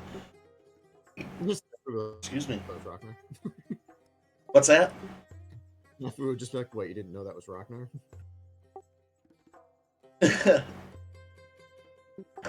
But anyway, she greets Ragnar, and where are the others at? Did they not follow me? Oh my god. Jeremy, give me an insight. So confused. Yeah, exactly. 12. You remember back. You remember back parts of what Melagos told you. That wine hit him hard, man. Meet with them and meet up together. That's kind of the goal. They should be on their way. No, because we're following the trail. They're following the trail. You just went into the woods following Pyretta's like little guides. Right, to their camp. So it's just you, me, Micah. It's just me, Micah, Jared, and Miner. No, it's just you, Jared, Miner. Micah and Jesse are off with the others from Gulg, like going down the trails. I told you to go find them because you found the symbols they told you to look for. Pyretta and Snafu, you see Roctor are obviously a little perplexed as to why the group isn't completely together. Why did I come here again? But he's here now, and so, I mean, if you guys want to try to meet up with the rest of your companions, that's something you could do. If you maybe want to try to shadow them from behind, that's something you do too. It's completely up to you. But you do know that you have a massive man that probably will not be able to be too stealthy in these woods, or this jungle, so that might hurt your stealth odds a little bit, but... Well, I don't think our goal was to completely separate from the other group. No. Just not staying in town that night. Yeah. Pyretta puts a hand on Ragnar's shoulder and is like, "It's all right. Let's meet up with the others, and I'll explain why we're headed north here." Yeah, I must have missed the part where we split the team. You missed the last, 15 minutes, apparently. Oh, It's I was okay. gone for a bit of it. It's okay. Oh, okay. So, long story short, Pyretta and Snafu left early because Pyretta can't stand being in Gulg because of the oppressive ways of nature there. And so she and Snafu went about an hour north or so, whatever, and set up camp, and I carved symbols into the trees that you could follow to find us. So you guys woke up the next morning, came up the path, and then Micah, you noticed the symbols first, so Micah said, "Go find them. We'll wait here." So you came and found us, and now we're going back to them to continue north as a party.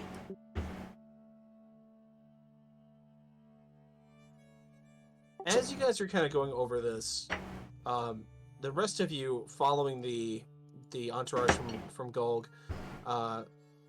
are kind of going down a small path, and you hear one of the Ngangas say, it's actually the one that survived the previous attack, saying there was an expedition camp not too far away. We should see if maybe they made it or not.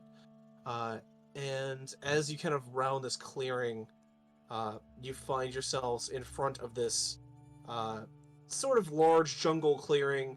a few tents kind of like wafting in the breeze, a fire that long burned out, kind of a single wisp of smoke. The only clue is out there being a fire here. As you guys are leading down, I'm gonna say Jeremy, Miner, and Jared, if you guys want to spawn down here at the south, you kind of see that group going in, but you're able to kind of like go up against this log here, this massive felled tree, and the rest of you, if you want to spawn your characters with these folks here from Golg.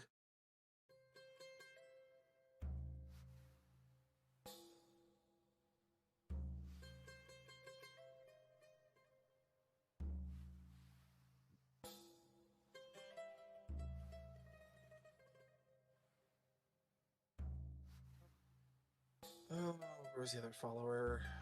Hmm. I know he's not with the Dark Sun people. There he is. That looks good, right? Okay. Yeah, that's perfect. As you guys are kind of walking over here, Snafu, you notice this small little lizard sitting on the edge of the log here, kind of getting closer and a little bit curious. It's about the size of a large iguana.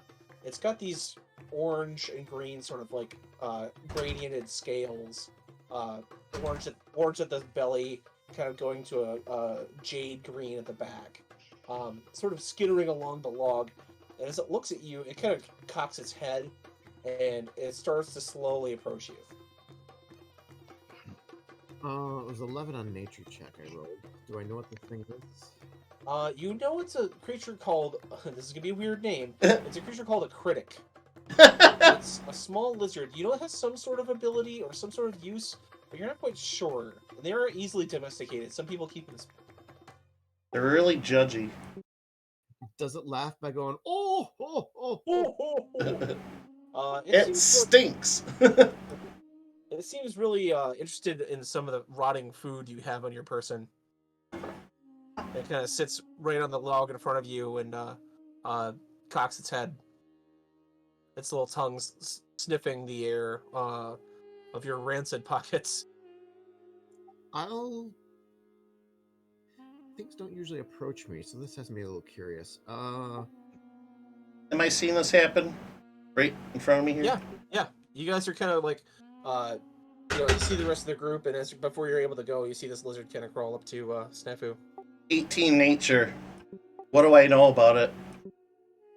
You remember hearing that critics are unusually adept at detecting danger, and they will they can send out a psychic pulse to everyone nearby that danger is approaching. Okay. Would they typically be friendly if given a snack or They can be domesticated. Okay. I'll go ahead and take, just real quietly. My ooze pudding that I have? Oh yeah. Okay, you take a little bit of the ooze pudding that you have. It's it's past its prime, but you kind of hand it gingerly to the lizard and it just greedily snaps it out of your hand. But after it does, it like eats it and it, like licks its lips. That kind of crawls up your arm and curls around your neck, and kind of its head is just resting next to your head. And it just kind of looks around and its little tongue splits out on occasion. This is a first. Pareto will just whisper to him something like, "Scratch it under its neck. That's where they really like it." He'll kind of like, okay, and try and scratch it. As you put your finger on its like little frilly chin frill, and sort of scratch it, you get this mental sensation of calm kind of wash over you. She'll just whisper, "If you befriend it, it might help you learn of where danger may be coming from." Well, that means I gotta name it now. And while you two are having this little pet getting session here, Karubo and the others, you come across this camp, and you can see that it's obviously been disturbed, and there are no others like soldiers or citizens of Gulg here. As you see Karuba peer into a tent, you see him like turn his head, and he says, "I don't know what got them in the night, but these woodsmen are all dead." And he kind of closes the flap, and you can see like the inside of the flap covered in like sprays of blood.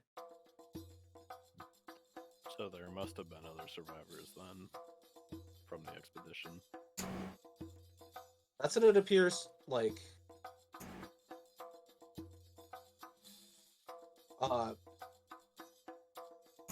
The rest of the party kind of approaches the camp. Begins kind of poking around.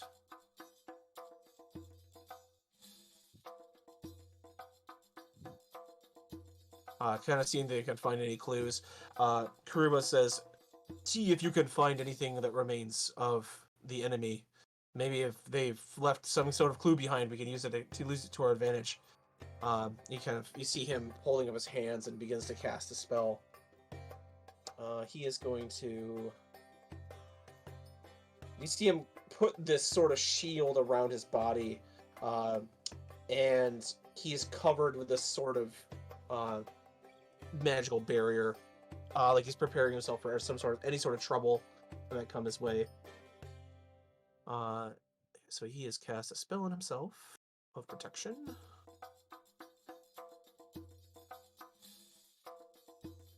You see the rest of your followers kind of following suit. Big man. Let's see any names down. Gildus steps forward and kind of holding his spear upwards, like guarding, like looking around the area. Jarek stands kind of at attention near here by the bushes with his axe kind of like held, ready to go. Voron walks up to you, Jeremy, and says, "We should see if there's anything useful in this area. It could be to our advantage." And he begins to kind of poke through some of the tents and the foliage here. John, do I see the others from here? Yep, you just, as you're kind of talking with Snafu about this lizard, you look up and you see the rest of the group kind of like investigating this camp. I'm gonna send a message to Kiliani. Are these people the Olba's men? The Olba is a raper of the planet. She constricts nature, kills it by holding it down. Mountain Spirit calls to me. I wish to talk to it to learn further. And I'll just leave it there. Can I respond, or does it not work that way? You can respond.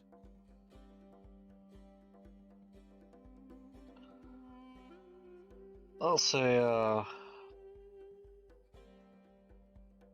yeah, the Ombudsmen are more pawns to put themselves in harm's way before our own. So I say let them. Then when the dust settles, we can commune or learn whatever we need to. But also the money we'd get as a reward wouldn't be bad for furthering future goals. She says, perhaps these men could have an accident with the local wild Arakoa. But for now, their presence will infuriate the Earth Spirit. We could gather the Spirit's favor and have something more powerful than money. Snafu. Maybe.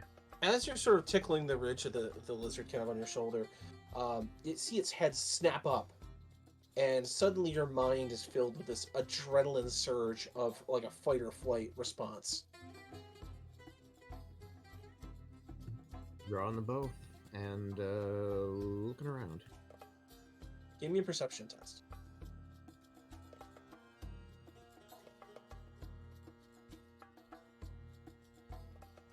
That's an 18. You hear from the north a droning buzz. Actually, no, a thick flap. That's what you hear, a thick flap. Ugh. Whoosh. Whoosh.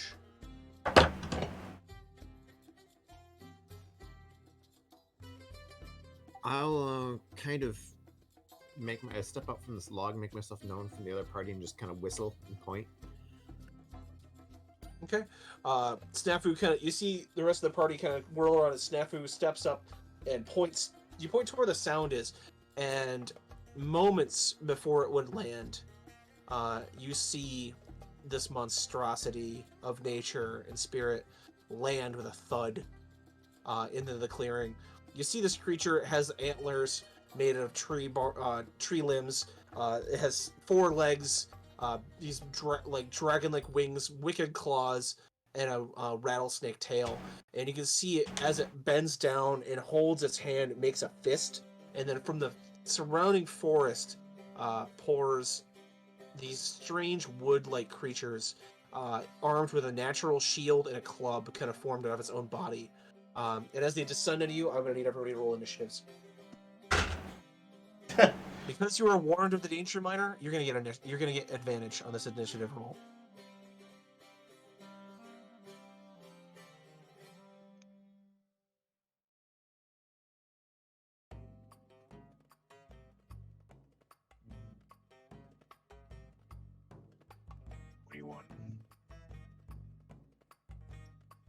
That was weird.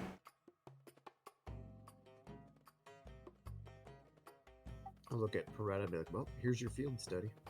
Okay.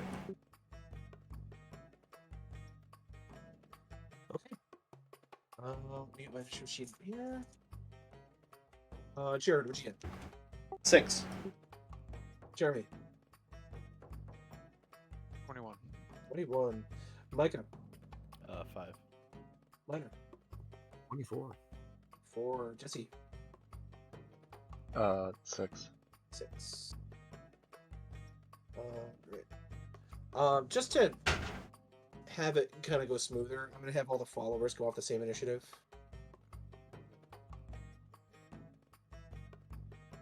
Oh, they got a 20. See, if they aren't following, they're leading. Jugakas. Following me, Gunga. Drew.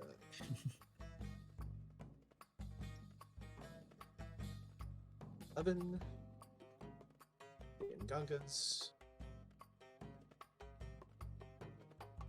And the Jugatas got 9.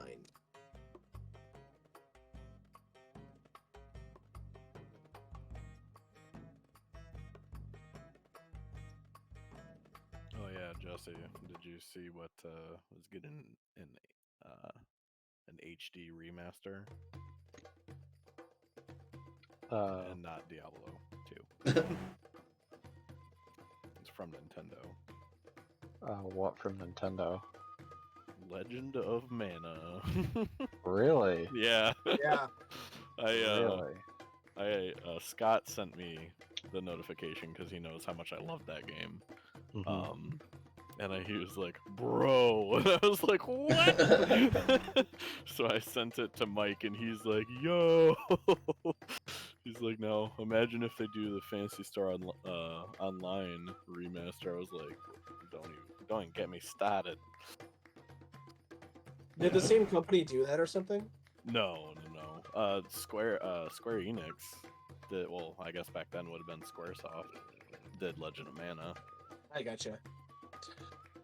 Alright, so, starting us off is actually the Dryads. You see what appears to be a beautiful forest spirit made out of, like flowers in her fern-like hair.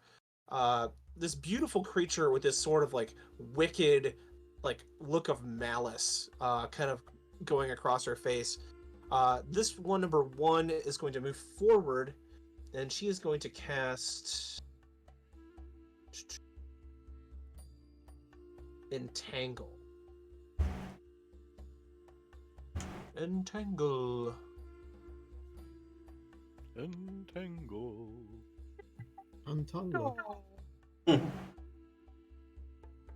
Entangle.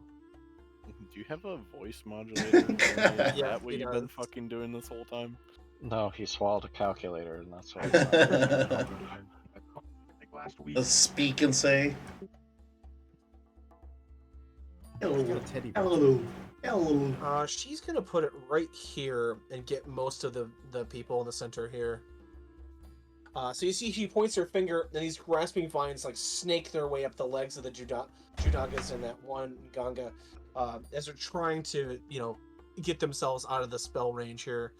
Gonna have to make a saving throw, which they both fail. Yep, all of them fail. And these ones are all sort of grasping and restrained by these grasping vines. Let's put a little net on them for being restrained.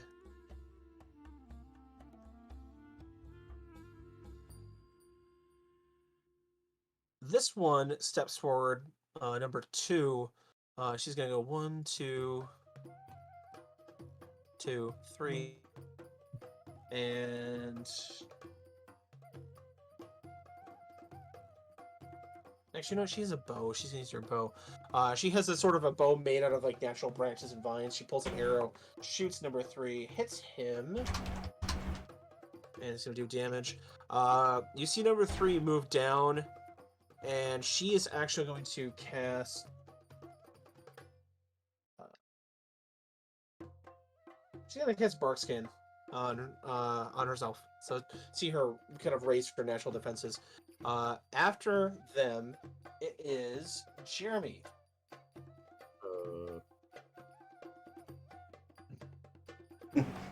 I typed Oh, Aaron sorry. cackles and druidic. Oh, Minor. I'm sorry. Yes. You. Not Jeremy. I'm So gonna many look at people finish it was. I'm sorry. Peretta. It's alright. I'm gonna look at Peretta, be like, I know you want to befriend these, but maybe we're gonna have to defend ourselves. Like, seeing what kind of am I getting kind of the okay on that, or what?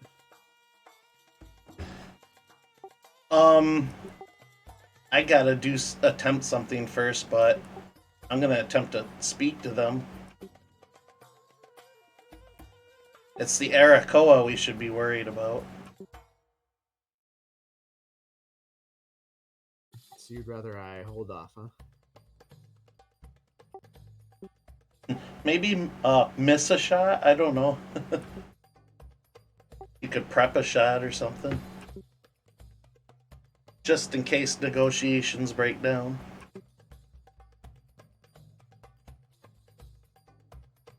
How thick is this foliage right in here, John?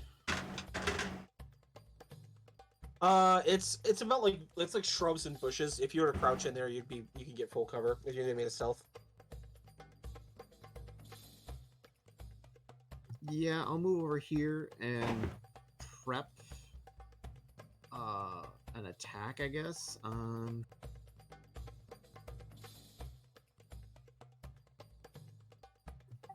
Maybe on this one over here. Was that number 2? Okay. I'm waiting to see what Peretta does, or how things go with what Peretta has planned, and I'll roll stealth here for my Okay. bonus act. And with that, now Jeremy, it's your turn. The 17 on stealth. Okay.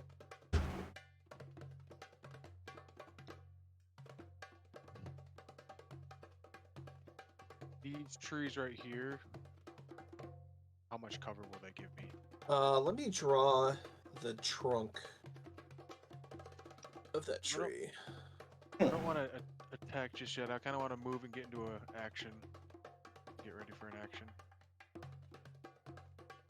The shrubs, if you were to crouch down, you can stealth. If you were to hide behind this trunk here, I'd say if you want to be in like either this square or this square, you can get half cover. Alright, so I'll move right here. Okay. Give you stealth. Of course it would. Why the fuck would it? Why the fuck? I rolled a 1. Natural 1. Oh boy. Three You total. see Rockar like in an action film, like look at his back, like holding his hammer, like he's like, I'm hiding from the enemy. But you can see both of his legs and both his shoulders like splayed out on either side of the tree. If I can't see them, they can't see me. Exactly. You're getting Remember cover from it, but you're not hiding. Remember that scene from Emperor's New Groove with Kronk carrying the bag on his back, and he's Yes. dun, dun, dun, dun, dun. The Yes. only person that didn't care for that movie. Yes, Dude, you that's are okay. the You only are. person who I did didn't Yeah. that. Movie see it, so- is underrated. Now I just imagine Kronk with Patrick Warburton's, or Ragnar with Patrick Warburton's voice. Alright, that as you slide Peter. into stealth, You're not wrong. the followers move forward.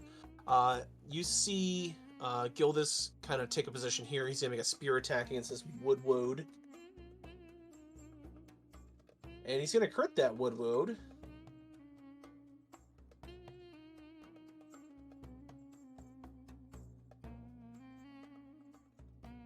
Alright.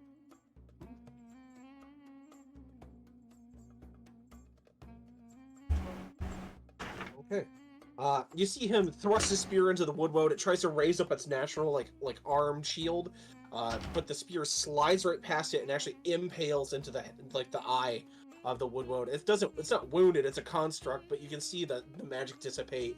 And the eye that was like this glowing purple like malice eye is now like black. It's just out.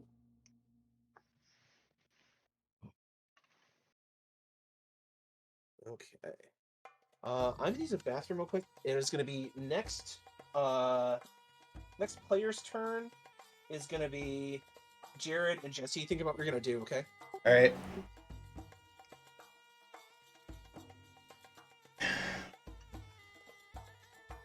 I move there and shoot. I'm gonna powder my nose as well.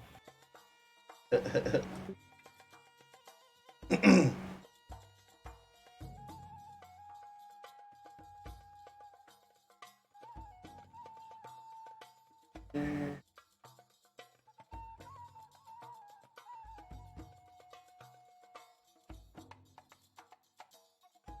Sight.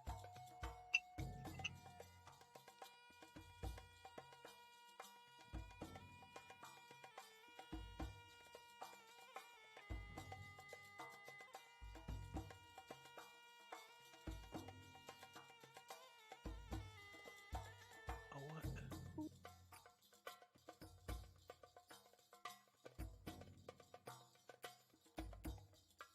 Hmm.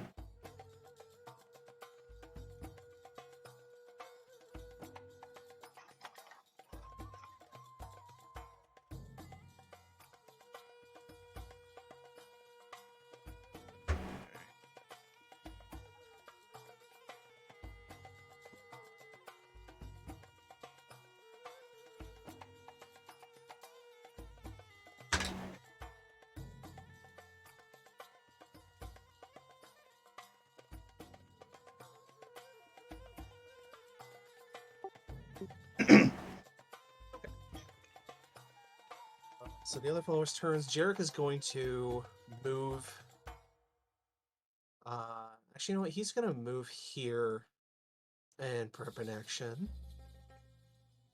Voron is going to get into a better position. He's gonna double move here. That's gonna be their turn. Then it is the entity's turn. You see the creature here, this forest entity, take off once again into the air, flying up about 10 feet. 1, 2, 3, 4. And he's gonna land here, just completely smashing this tent into like just wreckage. As he gets there, his massive rattlesnake tail begins to. I'm gonna need everybody within 60 feet of him to make a wisdom saving throw. That should be, I think, everybody. except for you two. Nope. Pyretta and Snafu, you guys are safe. He, Well, Micah's within 10 feet of me, so he gets a +4 to his save. Hell Nice. If Jeremy wasn't hiding behind a tree, he would too. It's okay, the tree. See, what Jeremy did was cast Bark Skin as well, right? You said wisdom saving throw? I got 14. As a fail, you are frightened of him, so you can't go closer. And you have disadvantage on attacks against him. Is a wisdom, not an intelligence?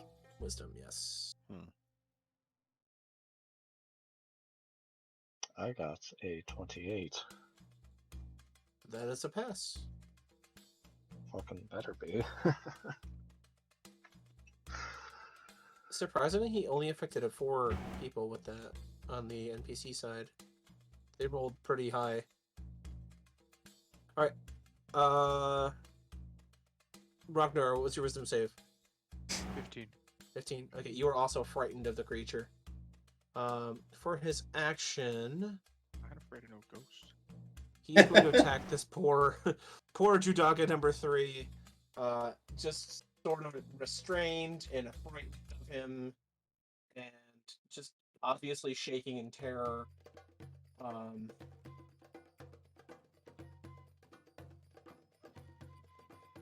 It's gonna be a hit. Hits. And 3 hits. Okay.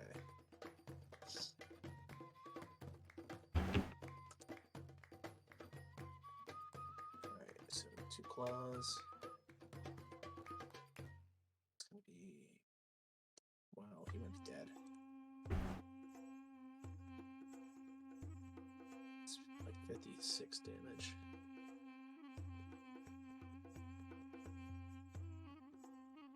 Nope, he's not dead, but he's getting close to it. All right.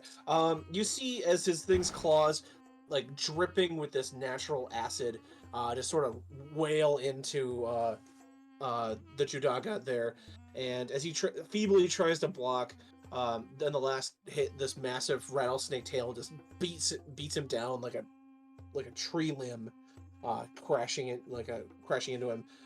He gets down on one knee, but he's not bloodied.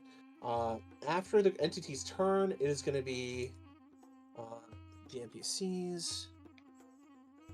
These guys are restrained. This guy's going to go help him.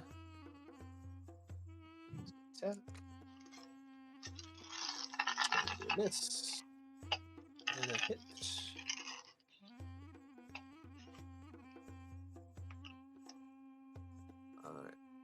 Alright. You see this Nganga back up.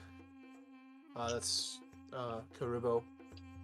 He's gonna shout, but you will be felled this day. And he is going to cast Call Lightning on the entity.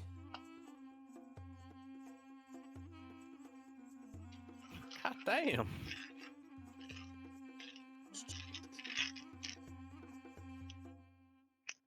You see this large storm cloud kind of amass over the jungle clearing. He's going to... Might be that point because the dex saving throw. He fails.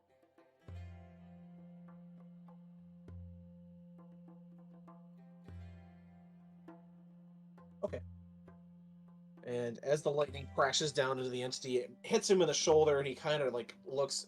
There's a smoking sort of like pillar of charred flesh. As the entity kind of looks at it and then looks back at the Nganga. As this one tries to do the same thing, you can see that 3 is also getting into position to move as well. This number 3 Dryad holds up her hand, and the spiritual magic kind of clouds the spellcaster, countering his spell. With that, that is the end of their turns. Jesse and Jared, Wanna go first, Jesse, or you let me to? You go first. You were sounding like you had something to prove or do. Something Whichever. to try anyway. Yeah. Okay. Beretta's gonna hop up on this log. Um, do I know if this creature is sentient enough to hold a discussion with? You don't know. It's looks so alien to you. You're not sure. Hmm. Well, I did hear the word Fae tossed around at the bar, and this does seem something up their alley, so I'm going to use a message to send a message in Sylvan to it. Stop, please. We're here to have an audience with the spirit of the mountain. We seek to help. You don't get a response. You see the creature look at you, and it cocks its head for a moment, but you don't get a response. Hmm.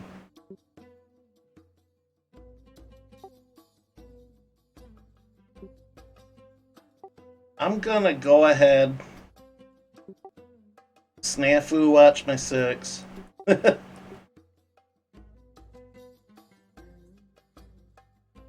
I'll just calmly walk out toward it in a non-aggressive manner. And that'll be my turn. This message was one action. Okay. And Jesse.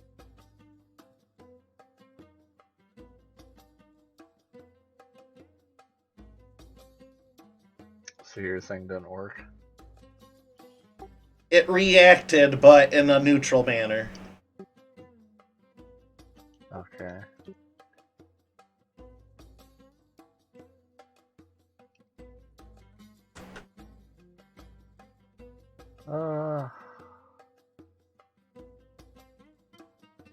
Well, I kind of want to wait and see how that plays out. So I guess I'll draw my blade. Okay. And Hide behind Rocknar, hiding behind the tree. Except he's so wide that you'd be able to. You can hide behind Rocknar, hiding behind a tree.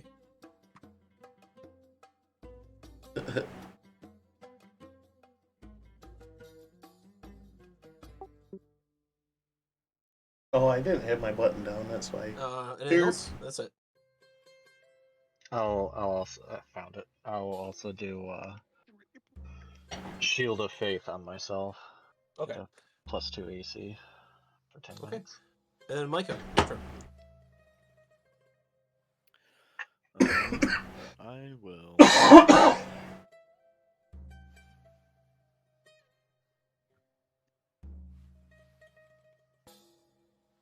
Just measuring something here.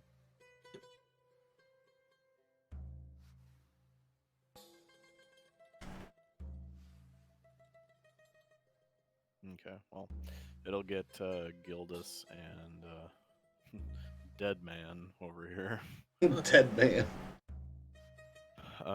I'm going to use a combat mode. Combat mode initiated. I hate how they're called that.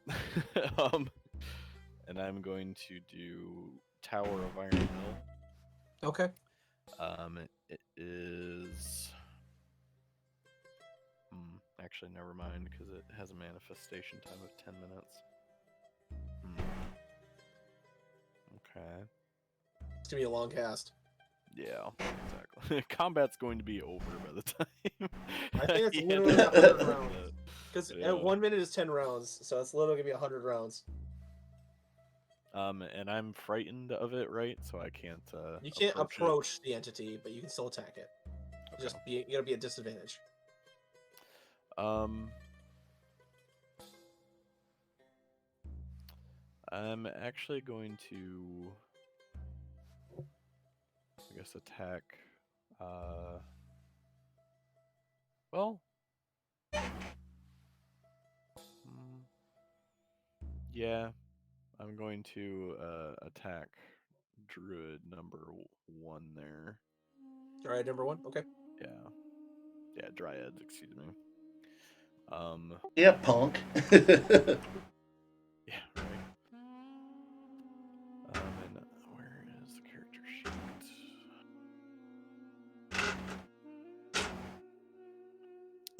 I'm going to not use anything big since I don't quite know what the situation is going to be yet. But I'm going to do matter agitation, or attempt to. Okay. On the Dryad? Yeah, Dryad #1. It's a con save. She does not make it because I think a 15 fails. Yeah, yep, it's gotta be a Okay. 16. Yep. Okay. So I will do.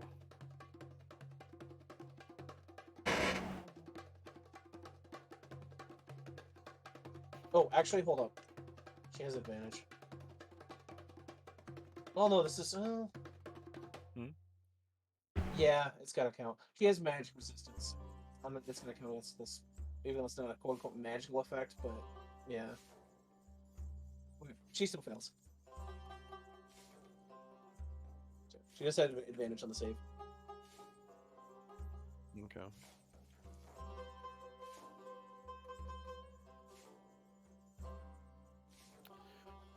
So I'm going to do. Which can I pop this up?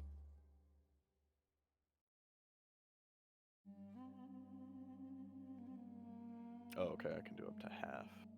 So, okay.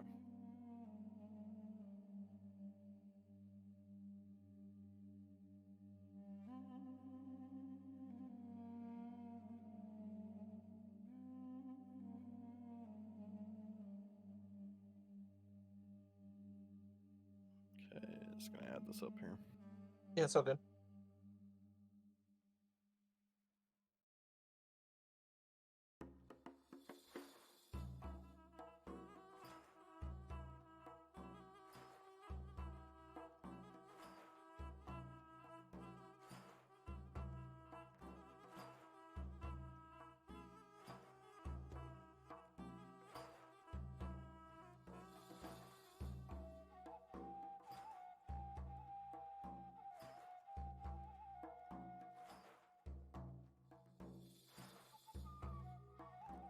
Ooh, okay.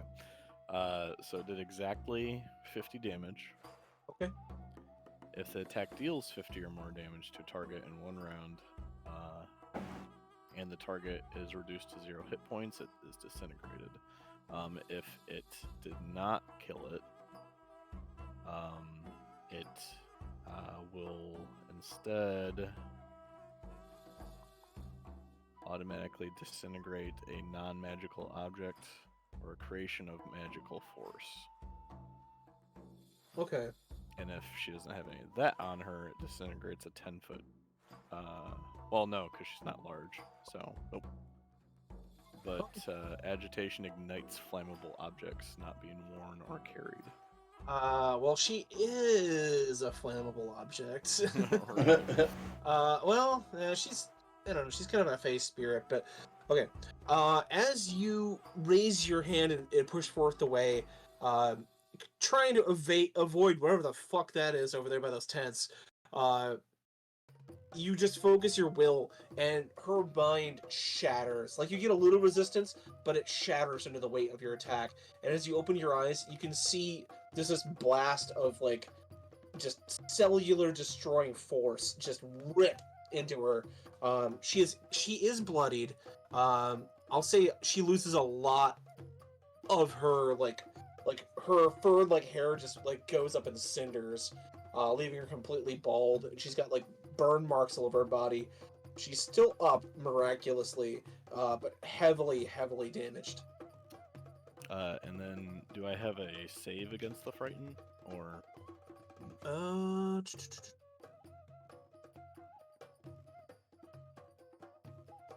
I frightened for the rest of my life? You are frightened until the start of the creature's next turn. Okay. All right, then that'll be my turn. Okay. All right. After you, we're gonna go back to the top of the order. It's gonna be Minor and the Dryads. I actually did not have the Dryads roll off against you, Minor, so let's do that real quick. Just want a straight roll. Yeah. I got a 9. I have 10. Mm. So just a little bit faster. With the last sort of bit of strength that she has, this Dryad's going to move forward and raise her hand and cast a magic missile at you, Micah. Well, funny you should say that, John. Then activate your trap card. I'm gonna activate my Farlangdon prayer beads. Oh, how about those? It's a brooch of shielding, so it has resistance to force damage and magic missile. The beads around your neck, as you kind of I'll say, you kind of forget that you had it, and you kind of reactively flinch for a second, and then you with your eye open, nothing happened, and you could feel the warmth of the prayer beads emanating the shield around your body.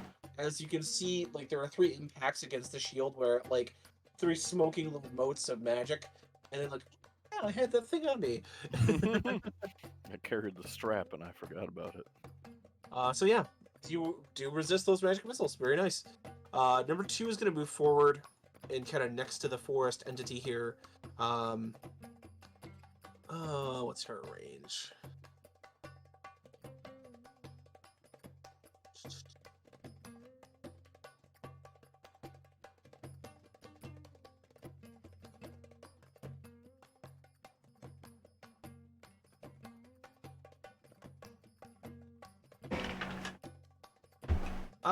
Number 2 is also going to cast magic missile at you, Jared.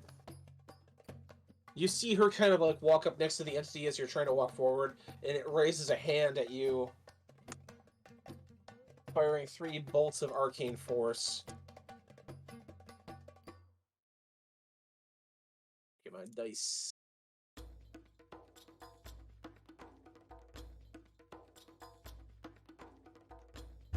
You suffer 5 points of force damage as the arcane bolts kind of smash into you as you're walking forward towards the entity. Number 3 is going to... She's going to do something a little weird. She's going to back up and meld into the tree.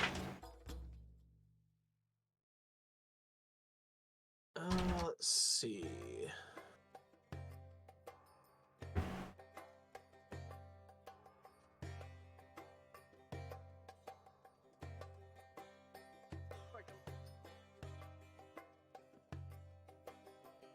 Actually, no, she's going to pick a different tree. Hold on. She's right here. Did you attempt to say something, Jeremy? Yeah, I'm talking to myself. She double moves. Okay, she's just going to double move this turn. Alright. 2 is going to be Jeremy. Alright, I pick myself up, dust my knees off, and I'll move into... Oh, jeez. That's a lot of dudes. Yeah, it's Dude Ranch here. This is Jesse's kind of game. This ain't What? my bag, boys. What's my game? Dude Ranch. It's called Ram Ranch, thank you. I don't like that flavor of Hidden Valley. Have you heard of what Ram Ranch is? I don't know if I want to. Should we say that on stream? Yeah, will it TOS us? It came out 3 years ago. Okay. I just heard about it a few days ago. Go to YouTube and search Ram Ranch. Well, it's on YouTube, so it can't be that bad. Yeah. Yeah, and it's literally the first thing that pops up. It's 6 minutes and 50 seconds. So much. Okay. I will do this, but regardless, it is still your turn, Rocknar. What's this dryad right here doing? That's Jared. Are They all you, look the you say that you were I was away for a little bit, but bro, have you been here the last month? I mean, kind of. To be fair, she looks a lot like the other dryads. Yeah. I'm gonna move up behind this. I'm gonna crouch and kind of as much as my 7-foot whatever frame can muster. I'll try to stealthily move to that behind that tent. Okay, go ahead and give me a stealth. Hey, 18. Give me a 20. Nice. Okay. Realizing that maybe these trees are a little bit too small for you to hide behind, you kind of duck and crouch, like shoulder roll from the tree line to behind the tent in this one fluid motion. I thought you were gonna say, I'm gonna go up behind this dragonborn here. Take him I out. was like, come the fuck on me. All right. So you in your at least in your estimation are successfully hidden. The forest spirit. It's going to take off into the air again, beating its wings. 1, 2, 3, 4. Nope. 5, 6, 7. It's gonna land. Actually, it's gonna land right in front of you, Jared. It's gonna snatch you up, boy. Oh, As snap. as it lands in front of you, and you're kind of looking up at it, it bends down, and you kind of get face to face with it. As you are getting this close, it's like its rattle tail still going off.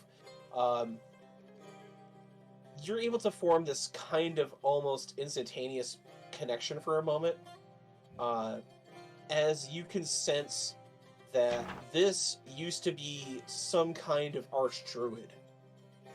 But as it's trying to pull you in, you get this like you should join me, you should join my cause, like I empathize with you.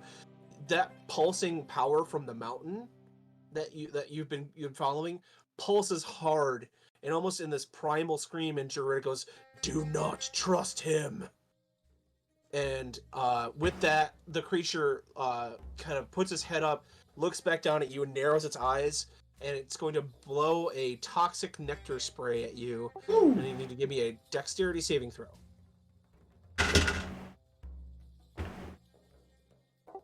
How does a 15 do? 15 does not pass. Uh-oh.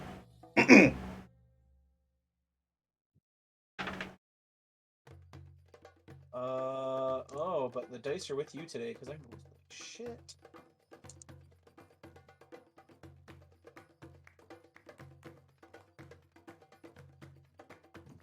Yeah, 17. That was on 12d6. That was a terrible roll. All right, I'll say you're Lucky able unlucky. to just drop, and the toxic mist does get parts of your shoulder and your legs, but not anything like too important. Okay. As the creature kind of rears back, I need you to give me a wisdom saving throw because of the rattle. Much better for that one. 24. You're able to fight through the fear that this thing is trying to generate from that rattling snake tail. As it kind of rears up, everybody who was frightened last round is not frightened this turn because they are it's the beginning of its new turn. Kind of get their senses back.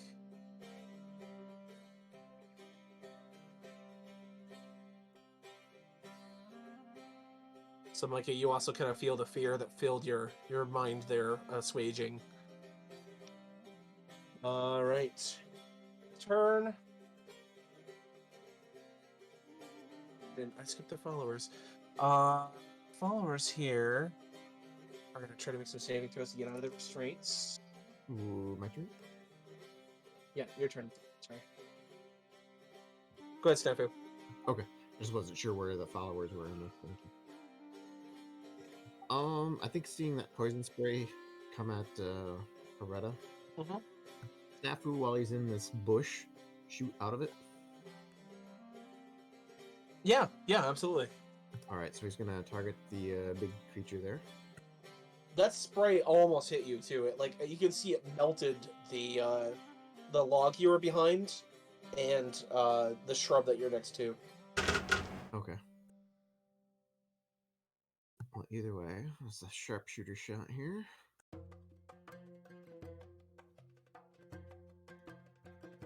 Which I don't think think I have that added right. 'Cause it's only okay, whatever. How about a 17 to hit? 17 does hit, yes. Actually, I will throw on a goading strike as well. Hang on, let me roll damage and stuff here. Sure.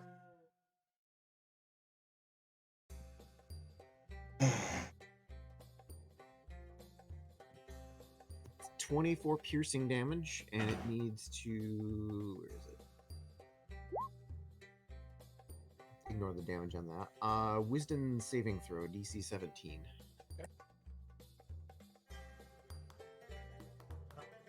Roll the nat 17. Oh, of course.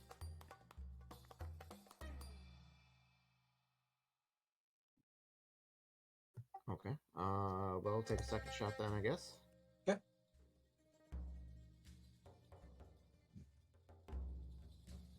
That's a 18 to hit. That's a hit.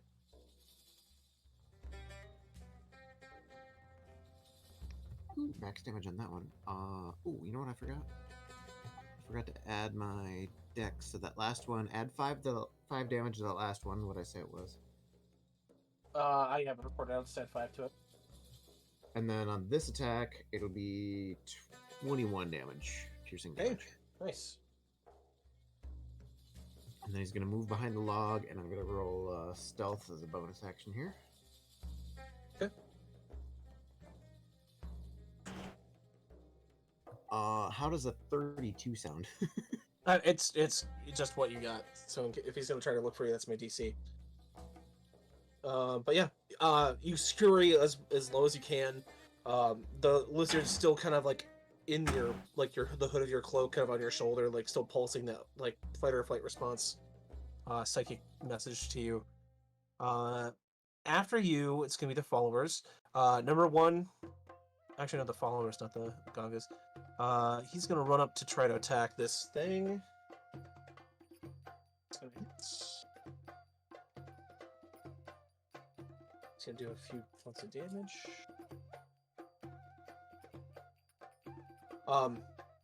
You see Voron run up with his he's got what's called a gouge. It's essentially like a spear and a shovel kind of combined into one. What he does is he takes his body weight and he braces it against the gouge, running in like a charge.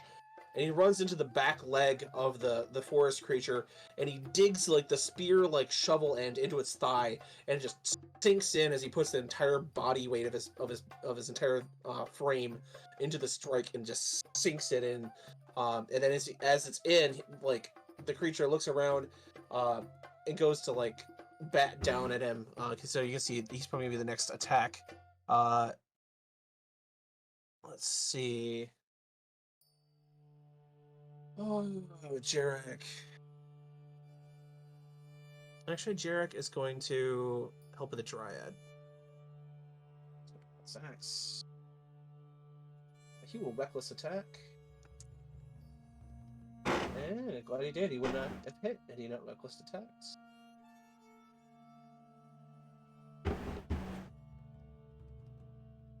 Okay. There's a little bit of damage there.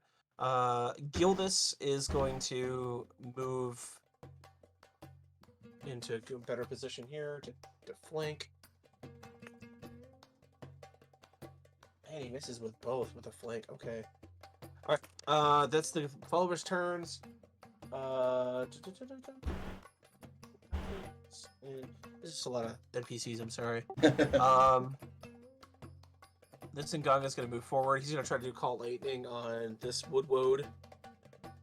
Oh, the Woodwodes didn't even go. Oh well, they'll go next turn. Actually, you know what? I'm going to give him a quick turn real quick. They're going to move forward on this guy. Move forward here. This one's going to flank here. Woodwode number 5 and number 1 are going to both attack that Judaga.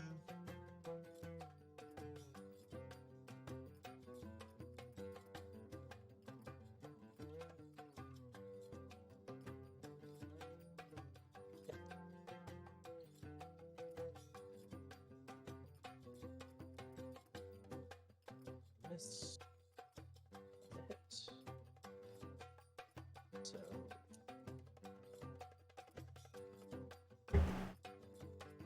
Okay, Junaga number 1 is hurt.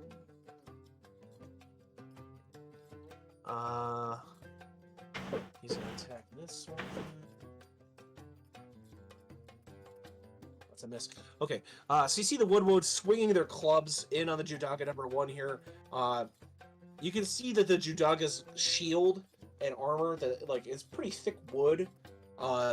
It cracks under the multiple hits of the Woodwoads.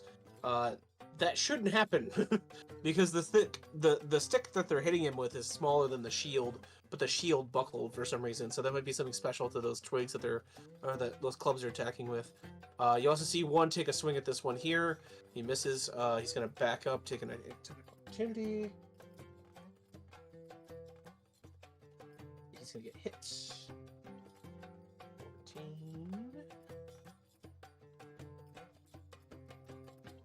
And he's also going to call lightning down.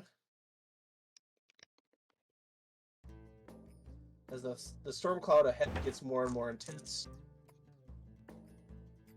Or above, I should say. Very bit of damage. Okay. Alright. That should be everybody. Jared and Jesse. I'll look it in the eye, and then Sylvan, I'll say, "We're no threat to you. Take everybody and leave and never return." I'm going to cast Geas on it, and it has to make a wisdom saving throw.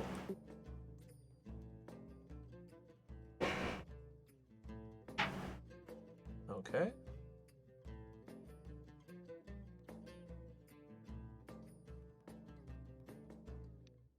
See what he gets. Oh, you got a nat 20 on that one. Oh, son of a gun. Alright, well. You can feel the once connection this thing tried to extend your way turn into just raw hatred. Okay, well, that was my turn. Alright, Jesse. Damn.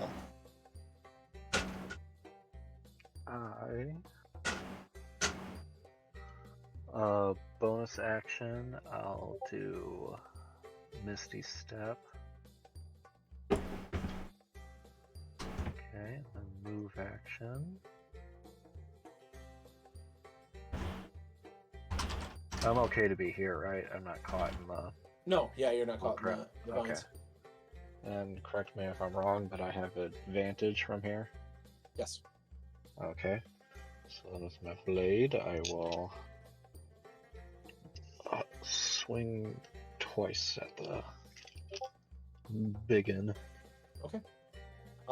You see it. You see the other follower, one of Jeremy's Kingstarters, attack with his gouge, and as it goes down to strike, you see Jared try to reach out and hit magically with an attack. It gets distracted from him, goes to him. So its senses are kind of everywhere as you plunge your swords into it.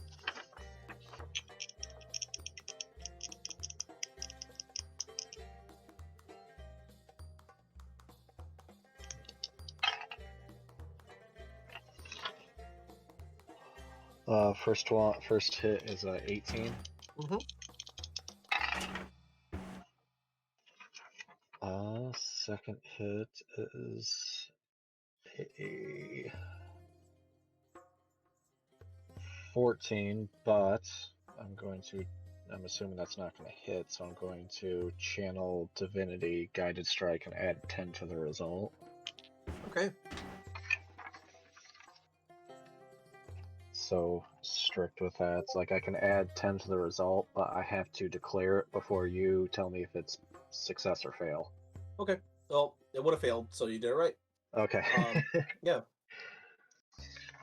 I'll say you kind of arc up your first strike, then you go to stab in, and it was gonna miss, but like this force of like sort of like watery wave of force kind of bolsters your strike from behind and drives the sword in.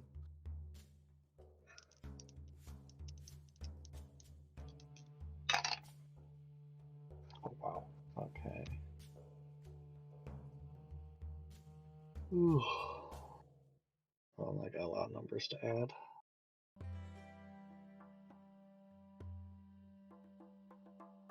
So I'm just gonna give you a total. Okay. From both sets. So. Hmm.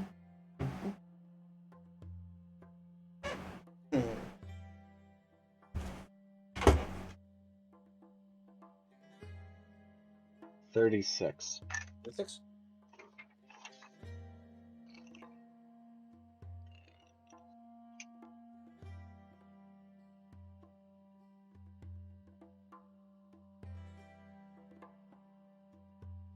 As you slice into the being, you can hear this just cry of pain coming out from its mouthless face. As it begins to beat its wings. Let's see. Micah, your turn. And then the Woodwos actually go for their second turn.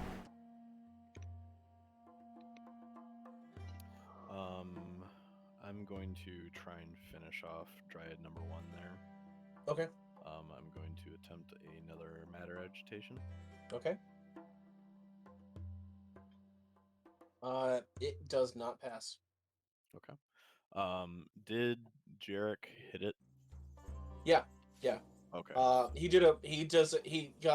shouted and did a reckless strike and hit it. Okay. So I just wanted to make sure, because I know when I attacked her, she was bloodied, so she's a bit more down. Oh, you're the one that bloodied her. Right. Yeah. And then he hit her, so she's got to be pretty close here. He's hurting. Ooh, she's trying. Well, she's trying. I'll put 3 PSPs into it. Be right back.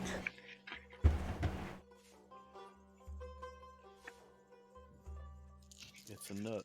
You can play outside. So I think of every fucking time. I know, because we're ruined by that meme. It's a nut you can play outside. Say what? Say what? Doug, what the heck is this?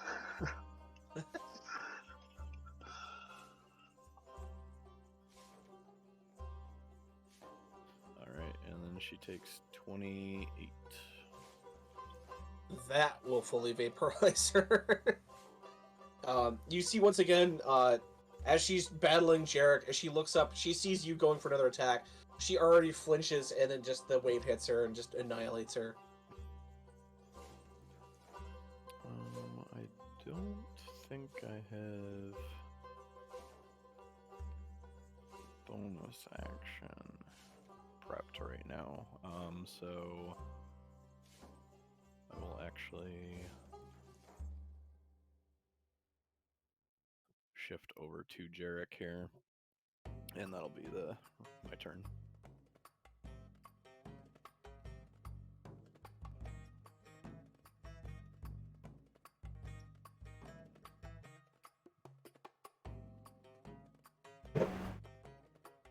Okay. The Woodwells are going to take their actual second turn, because they're supposed to go after you last time. These two are going to double attack that Judaga. It's a hit. It's a hit. Yup. It's a hit. He's Yup. Whooped. Another hit. Just mercilessly clubbing down number 2 as he's trying to escape. Easily dealing a third of his health. Let's see.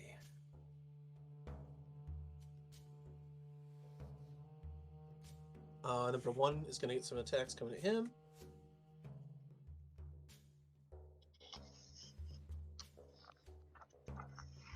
A hit.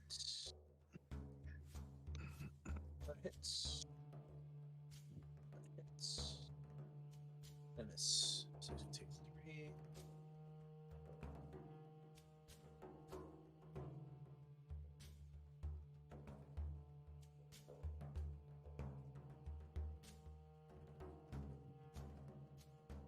He is bloodied.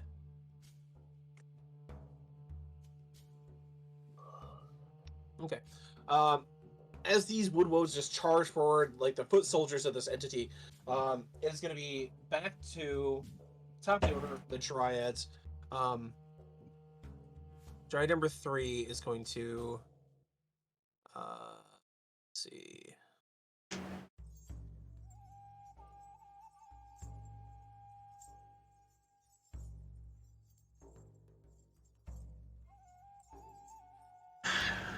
Yeah, she'll magic missile that one.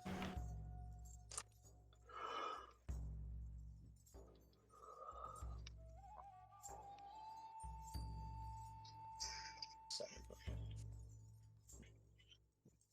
Insult to injury. Then this one, she's going to run up and attack with her.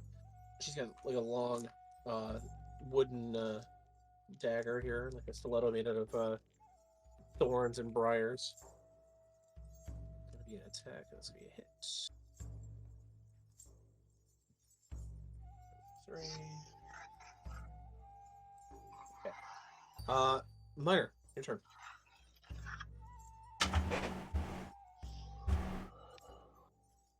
Well, I suppose nothing's really changed on the defending them situation. So it's just gonna pop up and pop a couple more arrows into the thing. Okay.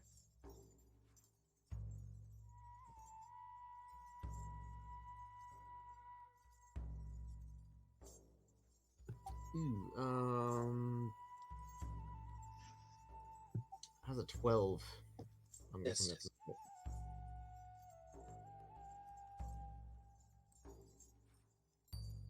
that's okay. That's better. That's a nat 17 plus 6, so 23. Yeah.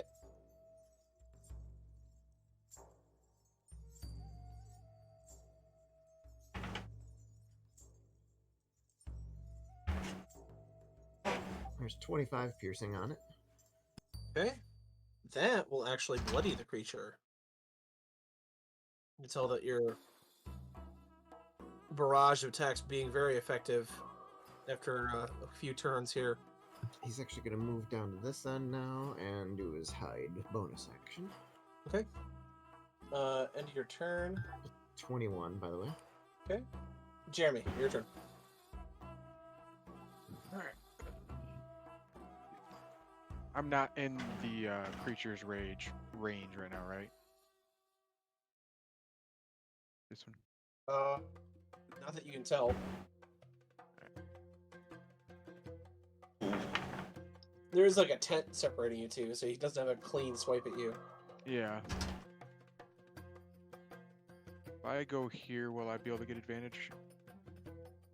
Yeah, with Voron. Okay, cool. Then I will do that for 3 attacks. Okay. Hell yeah.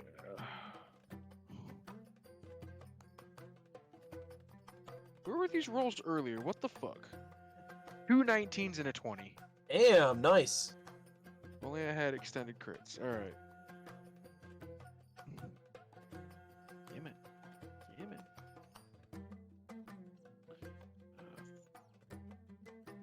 14.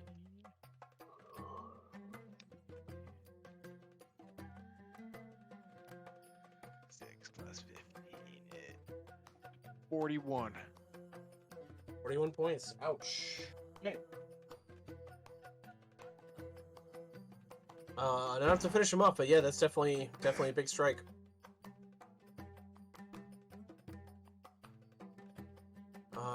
Anything else? Nope. Very basic. On his turn, he's gonna turn to you, Ragnar. And he's gonna perform a multi-attack. Oh. Oh, change. Oh, music Does died. a 26 hit you? Barely, but yeah. Okay. As he swipes with one of his claws, you're able to duck underneath. As he swings with his tail, you jump up above it. But while you're up above, and you're this like, I can dodge all day, and you see his other claw already coming towards your airframe while you're in the air, slashes you across the chest. You're gonna take.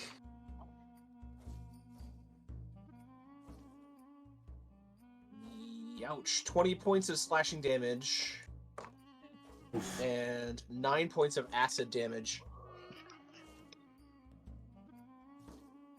I can dodge all. Don't. And with that, he's actually going to fly up into the air his full 68 feet. So you guys will be able to get an attack of opportunity on him.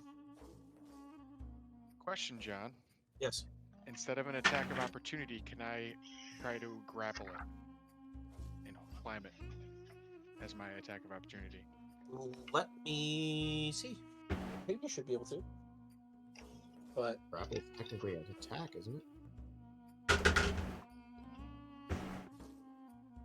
wow, I opened right to the page. How cool is that? Uh, Been a minute since I've done some Rocknar shit.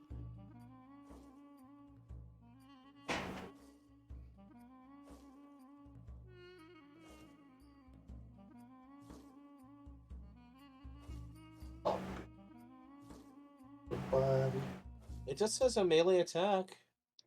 I'd say yeah. There's probably people in the internet like, whoa, that's not available. But you know what? I'm gonna say it. Rule Yes. of cool, Real cool. motherfucker.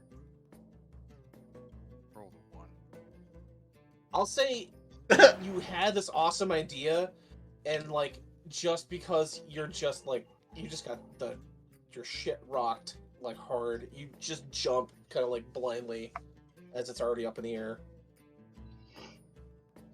Jesse and Jared, you also get an attack opportunity if you'd like to take them. I only rolled a 12. Natural 19, which in this case is a crit. That's correct. Go ahead and roll damage. Actually, question: would this be advantage? Yeah. Oh, okay. Okay, that's better. 19 then. Okay, I go have ahead and roll advantage damage. too. Oh, I didn't realize I would have advantage with Boron. Yeah, that's it. You have advantage. 4. What's that? I have a nat 19 Nice. All right. to grapple plus Okay. fucking 5 strength. Well, I stab No. a stone dagger in his toe for 4 damage. Okay. I did 17. 17. Still not enough to bring him down. He still has enough health, but you are not big enough, Jeremy, to haul him down, to keep him down, but you are strong enough to hold on to him. Oh no, I didn't want to like prevent him from flying. I'm just gonna ride the dragon. I don't give a shit. What I'm gonna do is I'm gonna put you. I'm gonna leave you there, but you are on him. And I'll just keep you next to him. So 1, 2, 3, 4, 5, 6. He's gonna double move. Oh no, he attacked you. He can't double move. He's gonna fly straight up in the air. So yeah, he's got 60 feet. You're straight up. Okay. End of his turn. It should count 5. The Gangas. They're gonna try to help bring him down as well.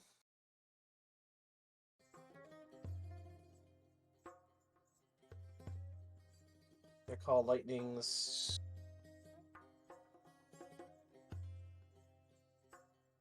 Nice, close. You see the Gangas call more lightning down on the creature as you're on top of it. It is getting hit by lightning strikes. Actually, give me an athletics test to try to see if you can hang on. Because this thing is being struck by lightning while you're on it.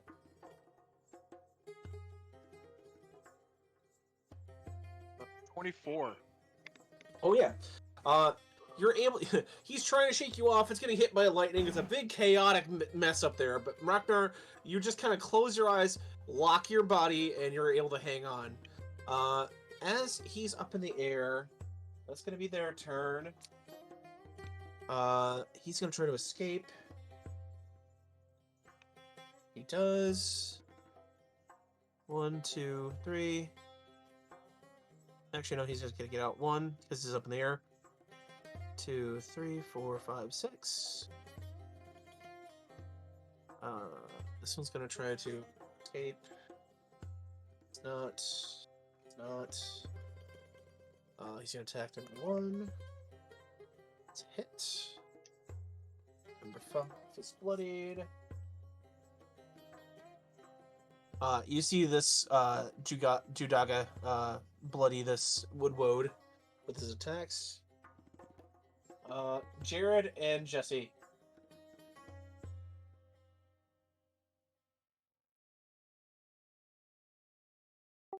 I'm gonna hold my dagger straight out, and I'm gonna cast Scorching Ray. Okay. Number one Woodwode first. Yep.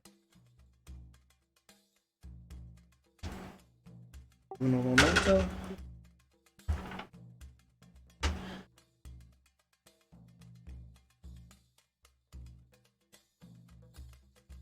Alright, full attack. Bonus. 9. 16 to hit. Okay. It's a hit. That will be 11 fire damage to it. Okay. That was number 1. It is bloodied. You can see its whole body light, almost like it's made out of kindling the second you hit it with that fire attack. It's bloodied. Alright, I'll fire the second one at it. Okay. That's going to be well into the 20s to hit. Okay. And that one will be 7 fire damage. Okay. As you raise up your hand to take another blast, you cinch a hole right through its torso. It's still up, but it's heavily injured. Alright, and then the last one, I'm actually going to divert off to number 2 next to it. Okay. And that will also be 16 plus 9. So well into the 20s. Okay. That one will hit for 10 fire damage. And Alright. I'm no longer in range of the big bad here, so I'm going to go duck behind this tent. Okay. Jesse.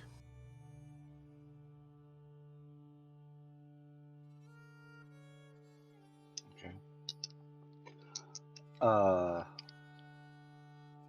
You said it's 60 feet up? Yes.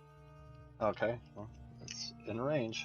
I'm gonna, like, point my sword up at it and swing and fire off 3 Eldritch Blasts at it. Okay.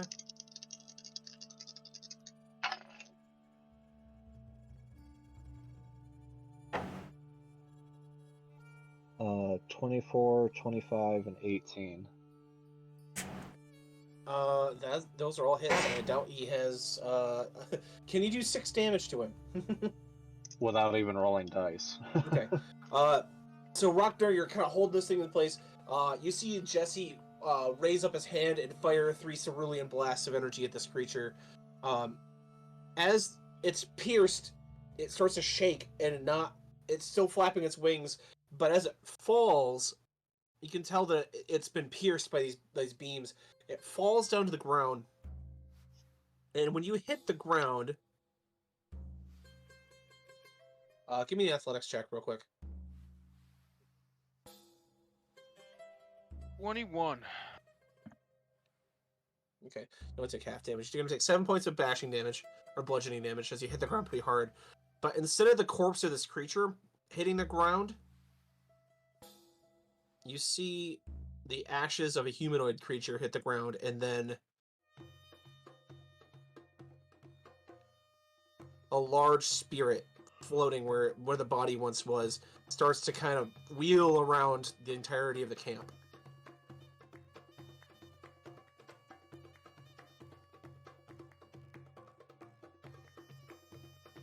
So, the end of your turn, Jesse, it's going to be Micah. Well, that didn't see if play I can out fix it. how I wanted it to. The spirit looked like it's in control, like it still knows what it's doing. It's like, give me an attacking insight. anything. Give me an insight. 17. It looks like it's frantically searching for something. Quick, someone put a jar over it. Spirit in the jarro. Having a very Full Metal Alchemist Brotherhood moment here. All right. If it calls you Ed. Yeah, I'm not. I did make that character years ago. I'm not playing him tonight. See if I can find a different token for this thing. It's not really fitting on my grid.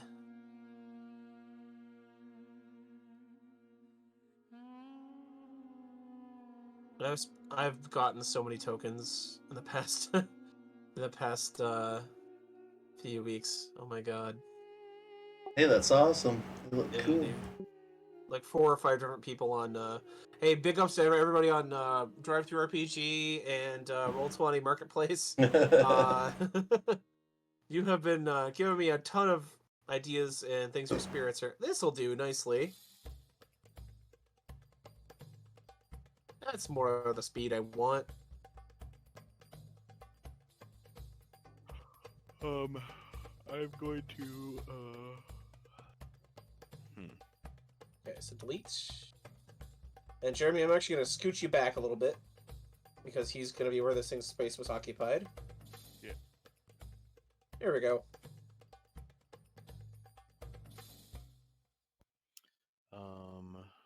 I'm going to do matter agitation on Dryad 3. Okay. So con save. Is that Uncle Stretch from Casper? She is going to pass. She saves. Not stinky. Anything else? I'm going to move there. Okay. As you kind of move into the foliage, you notice that the form now that the form of the spirit has kind of receded from a physical form, the woodwoes and the dryads kind of get a little less focused in their agitation and are gonna back off.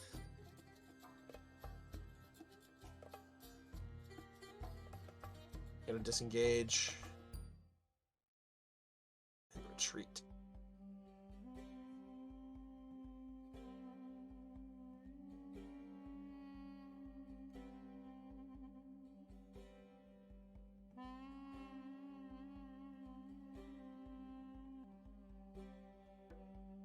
Okay. Winner. Am I still getting the ping from that little lizard thing? Yeah, he's still giving the danger sense essentially.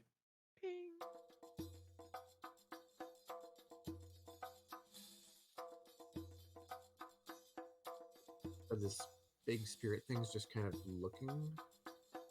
It's kind of zipping around. You can see it go to something and then like look at it and kind of phase back.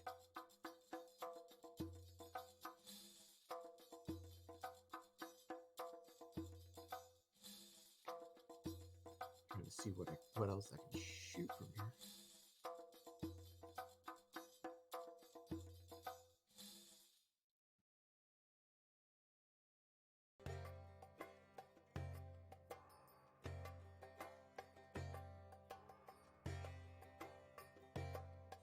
How tall is this log, by the way? It was about a pretty thick tree. I'll say about 3 feet.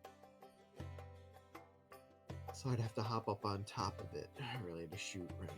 I'll say you wouldn't have to hop on top. You can shoot over it. That's fine. You'd have to angle up your arrow a little bit, but you could do it.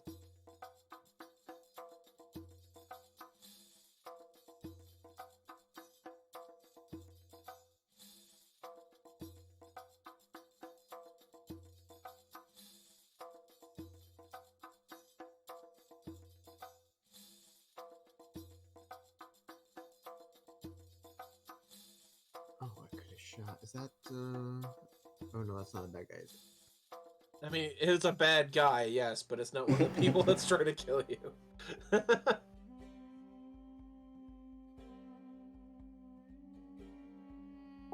Sure, you are a bad guy, but you are not bad guy. Guy. Please don't sue us, Disney. Yeah. You know what? I'm gonna I love draw WandaVision. bow back and ready an attack if this spirit thing attacks one of my party members. Okay. All right. Jeremy, Yes. it's your turn.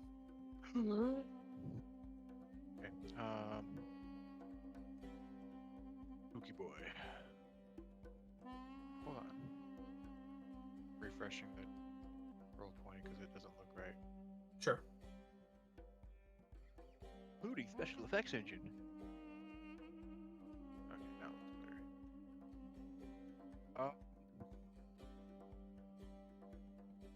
I'm gonna.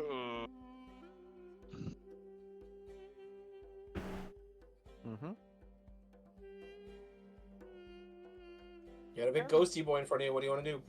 I want to know if I'm even able to damage it with just a fucking metal warhammer. You try. Well, I want to see what kind of check it would be to know if I would know that answer. I'll go. I'm thinking either religion or nature. We'll go religion. Same, anyways. It's more occult because it's more occulty knowledge. What about a 12? You could attack it and it would still hurt it, but maybe not as much in other ways. Okay, See what I'm saying? gotcha. So I guess I'll swing. Okay, Nudge, go ahead. nudge.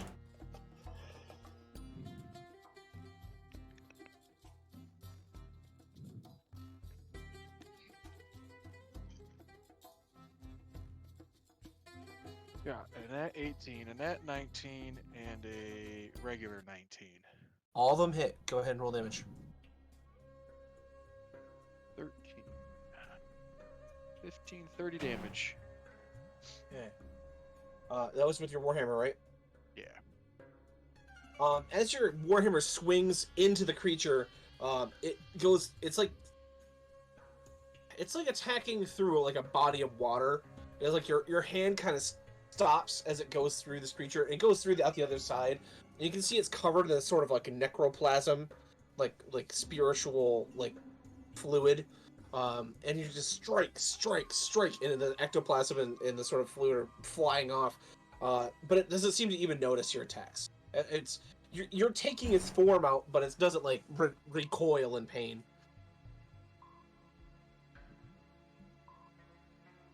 That's all I got.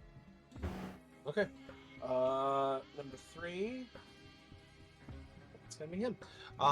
As he kind of looks at you, he looks at Ragnar. He looks at Jared. Looks at Jesse. He notices the Nganga number 3 behind him has been damaged. He's going to he envelops that Nganga. You see the Nganga like waving his weapons and trying to cast spells, and he does not make his wisdom saving throw. And then you see the spirit like condense into the physical form of the creature, or the physical form of the Nganga. And as he's sitting there, his arms kind of like to his sides, you can see one hand pops out, and it like pops into like a green, like the green claws of the same creature, and he looks at you. Number 3 looks at you with these green glowing eyes, and then bolts into the forest. Uh-oh.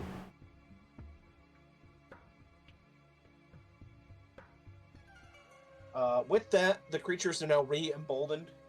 The spirit of their avenger having been resurrected.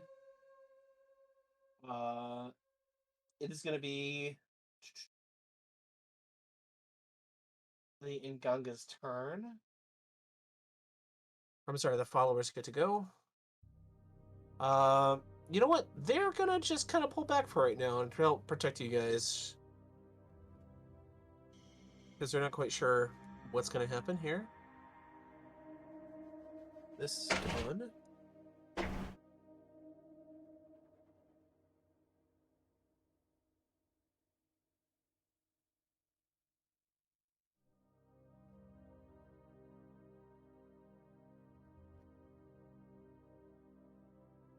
Okay.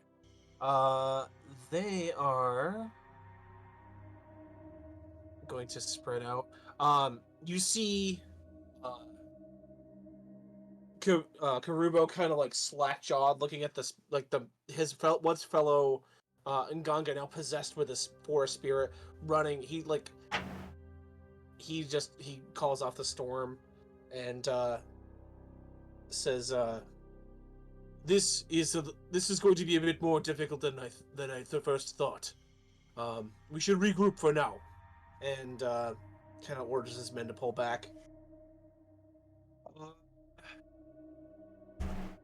Judagas are going to follow suit. They're going to pull back because they kind of got their butts whooped on this combat. And they're going to prep actions. Jared and Jesse. Would you like this one, Kiliani?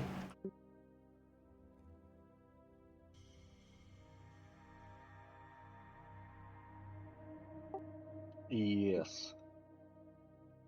After you. Okay, Jesse, you're up first. So they're just all holding position.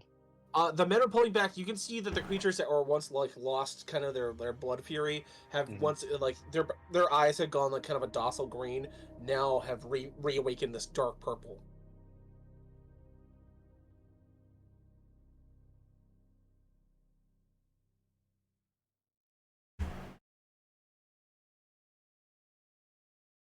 Can I move there and like just prep an action, like prep a spell? Like I don't want to cast it just yet. Yeah, you can prep an action. Okay. Okay. Jared. Hmm.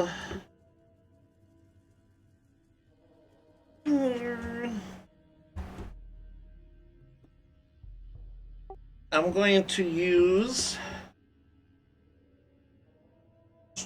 Earth Tremor. Pull it up real quick.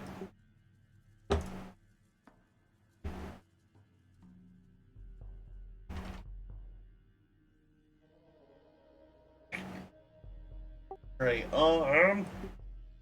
I'm gonna cast it at. We'll go 3rd level, so I will cast it right here.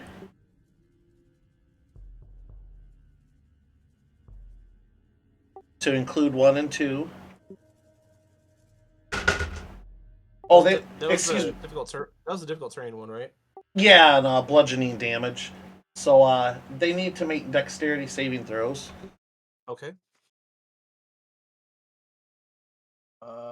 Number 2 gets a natural 19, but number 1 gets a 7. Okay, the 19 makes it. Well, that'll be 3d6 bludgeoning damage coming the other one's way. Okay. And it is knocked prone. It doesn't say anything about success, so I assume it just misses. Is this a spell from Tasha's? I believe so. I got it on D&D Beyond right now. Oh, Elemental Evil Player's Companion. Oh, okay. That's where it says it's at. I have that, but I'm just gonna take your word for it right now because Okay. I won't have to pull it up. I'll read it word for word. You cause a tremor on the ground within range. Each creature other than you in the area must make a dex saving throw. On a failed save, a creature takes 1d6 bludgeoning damage and is knocked prone. If the ground in the area is loose earth or stone, it becomes difficult terrain until cleared. Each 5-foot diameter portion requiring at least 1 minute to clear by hand. Okay. And then the range is 10-foot area. Okay. Yep. You don't affect number 2, then you just roll damage for number 1. Yes. Okay. So that one was 11 bludgeoning damage. Okay. You can tell that the bludgeoning is not quite as effective on this creature, but it's still enough in its weakened state to destroy it. Awesome. And then in this area here, you see the earth upturned into this massive, just pillar of stone and wreckage.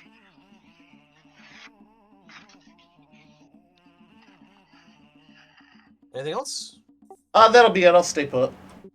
Okay. After your turn, Micah.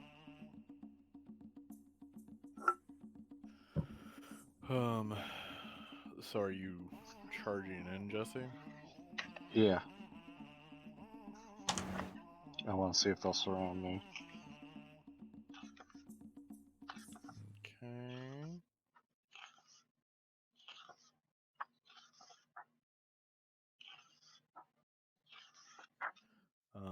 I'll. I guess I'll try to finish off number 5 of in front of me there. Okay. I'll use vegetation on it.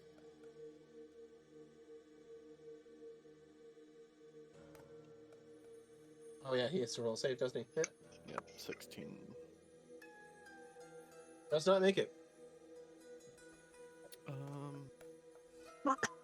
Excuse me.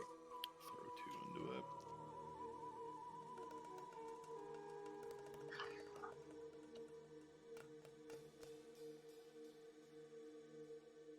Hmm. 23. Yeah, that's enough. You once again concentrate your will to kind of just rend this thing at the physical level, at the at the molecular level, reaching out with this ball of fire kind of in your mind. As you open your eyes, he just vaporizes into nothingness. Whoosh.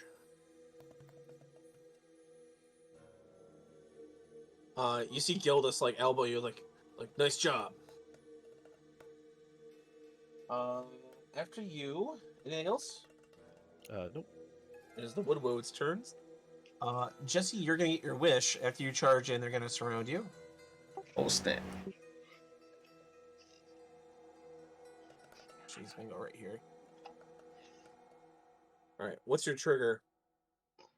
Any more of them that want to come? No, that's all of them that are left. Alright. As they surround me, I'll cast Arms of Hadar. Okay. Arms of Hater.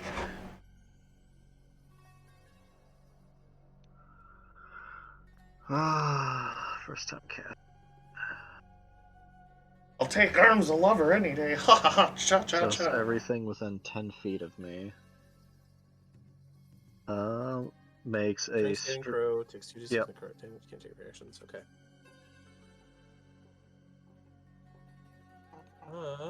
Okay.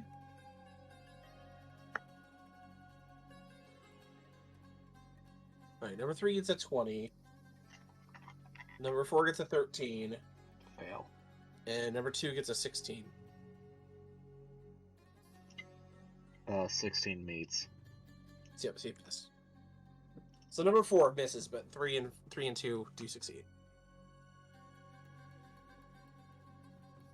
Hater. But I barely know on a her. successful save, the creature still takes half damage. Yeah.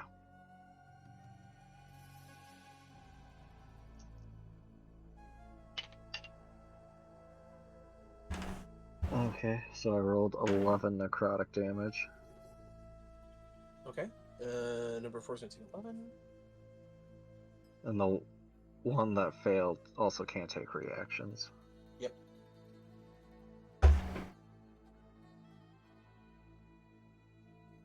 Okay.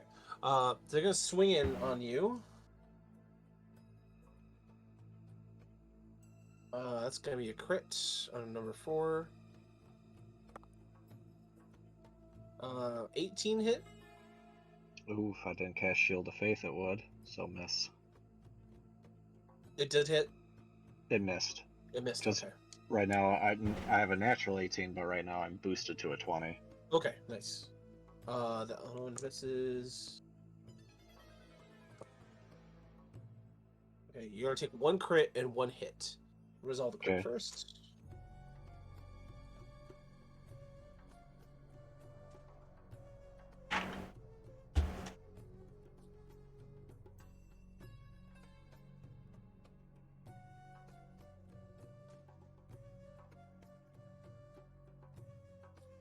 28 points of bludgeoning damage.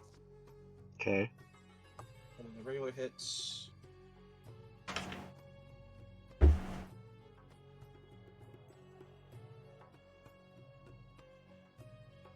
Uh, 12 points of bludgeoning damage. Okay. Alright, that's the Woodlog's turns. Top of your order is the Dryads. Number 2 is going to move here.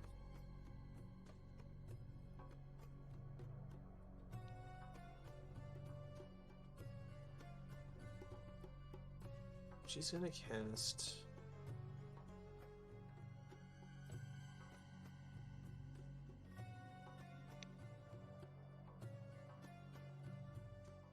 Yeah, she'll do that.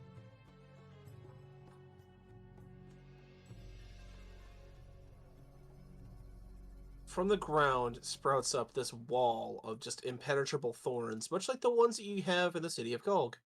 But this one surrounds Jesse. So 1, 2, 3, 4, 5, 6, 7, 8, 9, 10, 11, 12. Oh, shit. Hold on. I think I did that wrong. How tall is that?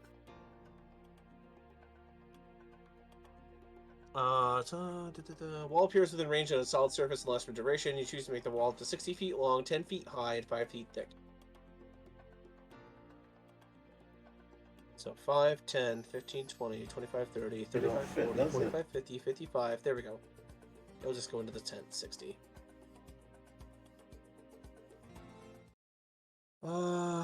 And well, number 3, dude. Number 3 will do the same thing.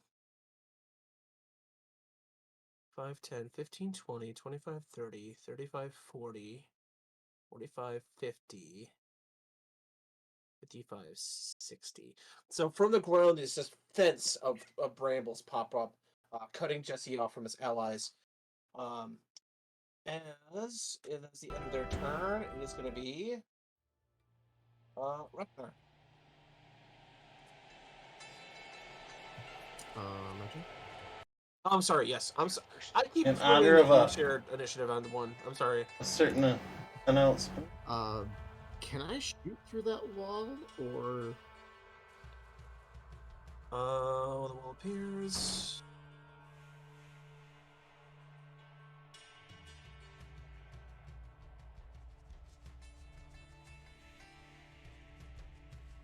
It does not say that it blocks line of sight, but I will give advantage on people if you're shooting through the wall, because it is a thick, pliable wall of brambles.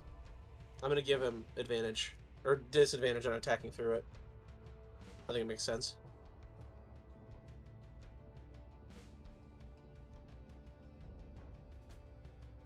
Alright, I'm actually going to take a bonus action to aim to give myself advantage on the first attack, so just being normal. Yep. And I'm going to aim for number 2 up there. Which one? Wood number 2? Dryad. Yeah, Okay. the Dryad, yeah, I don't know. Okay. I'm assuming that's the one that's casting it. Yep. How's a 25 do to hit? 25 does hit.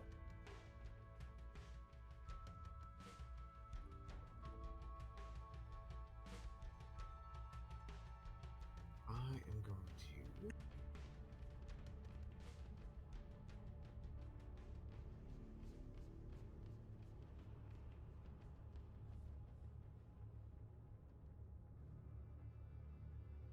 Just bushes and stuff right behind them? Yeah, just tree line foliage.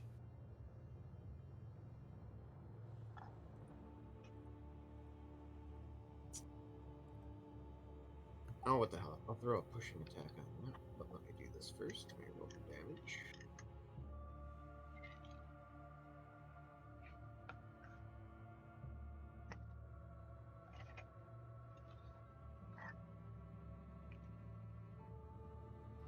Alright, with 20 piercing damage, and it needs to make a strength saving throw, DC 17. And an 11. Alright, it is being pushed back 15 feet. Okay. Right, just kind of push her into the tree line, and she falls from sight. Is that a concentration check as well? Yeah. For the, Yes. Yeah, she has to make a concentration check.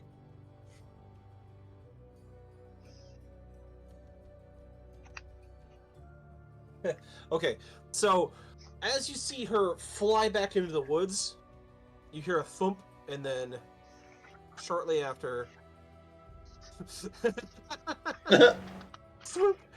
just this cloud of smoke, the bramble wall like wilts and just turns into ash and then falls away. Nice shot.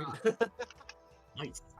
Alright, then in that case, I'll take a second attack on this other number 2 here.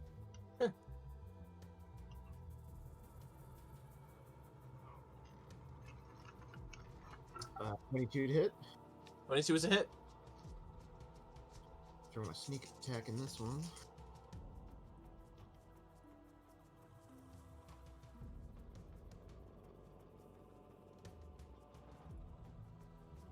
.26 piercing on that one. Okay. He is bloodied. And that will be all for me. All right, now we go to Rocknar's turn. All right. Am I wrong? I moved my like Windows taskbar to the top of my screen, and it's confusing the shit out of me. I gotta stick bottom. I can't do top of the screen. Well, I would do bottom, but my steering wheel base blocks like the most important part of it. Like all the shit I use is there. Are you playing D&D at your racing sim computer? Yeah. Oh, okay. It's got a really comfy chair. Leave me alone. It's John, got a do you really- mean D&D in you the car. don't? I am driving D&D. This would be great for the fucking pedal to the metal adventure zone. It would be. Or if you're playing like a Mad Max inspired like post-apocalyptic campaign, that'd be fun. How about Voron with this guy? Okay. Well, that's one of your allies, Jeremy. Is it? Yeah, Sorry. it's okay. So I'm I tried to guessing- color code all the enemies this session as I'm green. guessing the green ones are Yes. bad. So 1, 2, 3, 4, 5, 6. It's like the third time you almost popped an ally. Red. Start swinging. I mean, Jeremy's mind, he just wants to see blood. He doesn't care who. Where it comes from. Blood's blood, man. It's red that splashes it. It's fine by me. For the blood god. Blood for the blood god. If we ever do Warhammer in any capacity, Rocknar's going to it. He'd fit right in. Alright, the lowest I rolled was a 19. Yeah, that's a hit.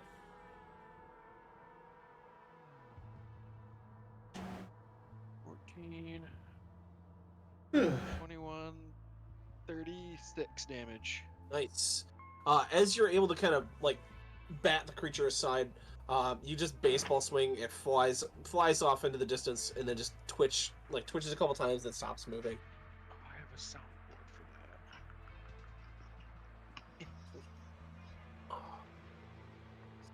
that.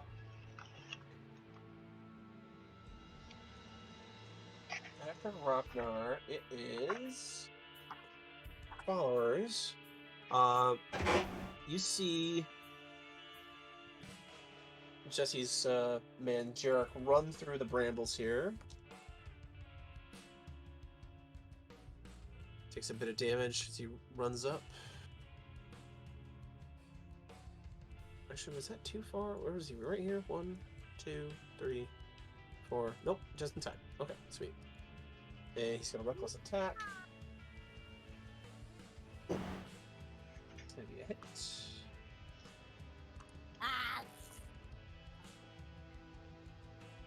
That sounded wet. 16.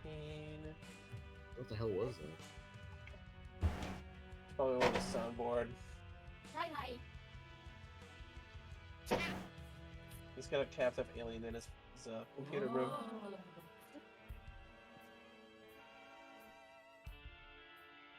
Jeremy, let AT go.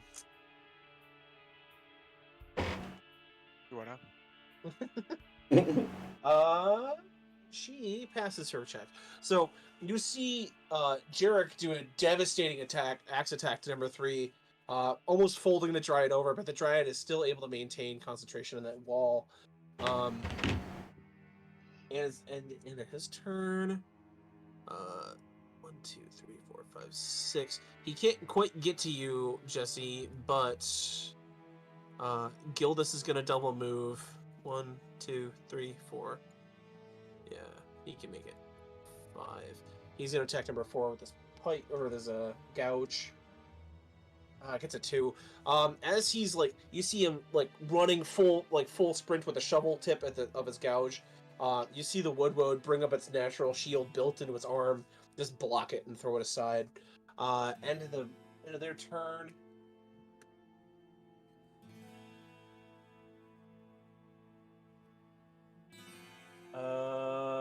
Let's see. The Gungas. They are a bit, I'm gonna say they're a bit horrified that their friend had just been possessed, so they're gonna kind of regroup. Same thing with the Judagas. They're gonna follow the order of Karubo and just kind of back up and reform themselves into a defensive stance here. And after them, it is going to be Jared and Jesse. Jesse, do you have something in mind? Me? Yes. Oh, I was just gonna hit him really hard. I mean, it's a good strategy. Yeah, go for it. Spinning's a neat trick.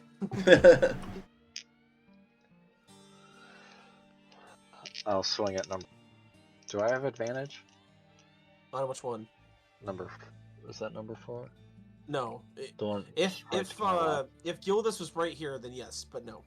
Got it.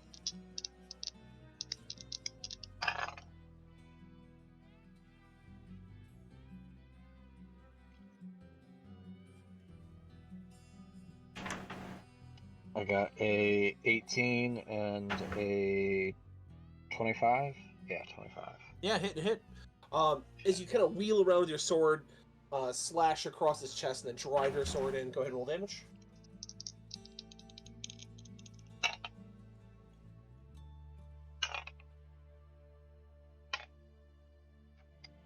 I got 14. 24? 24. Okay. Yeah, 24.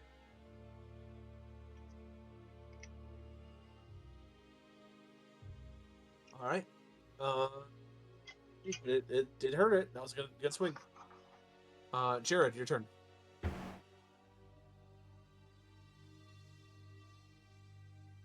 I'll come around this side of the tent here and point the dagger out. And I'm going to do a firebolt at number 4. Okay. I keep forgetting about Divine. 28 to hit. Oh, big hit. Yes. Alright, then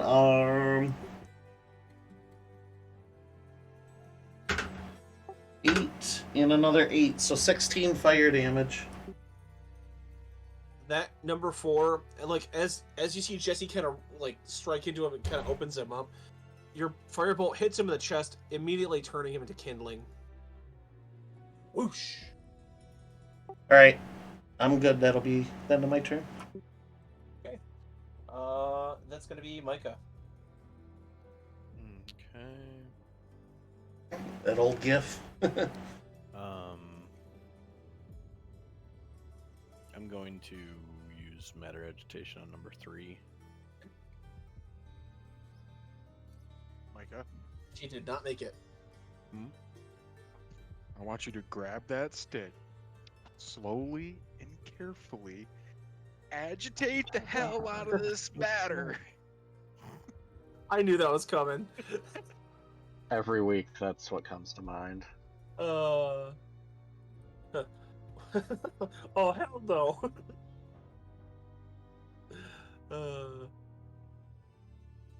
What's the matter, Steve? Get the fuck up, Steve. You're scaring him. Oh, I miss that show so much. Good boy, buddy.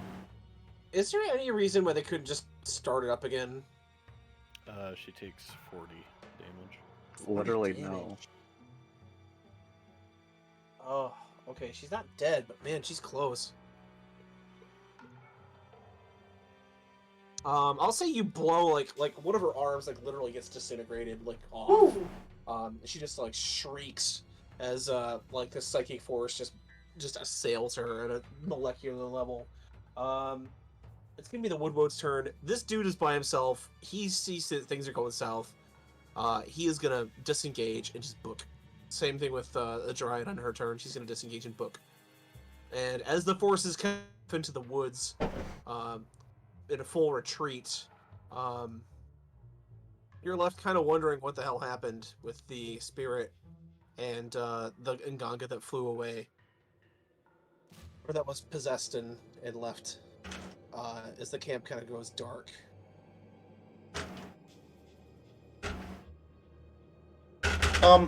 Insight check.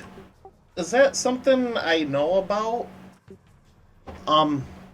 Like, since it's an arch druid, is that something that we do when we get that powerful? Insight check would be a 19.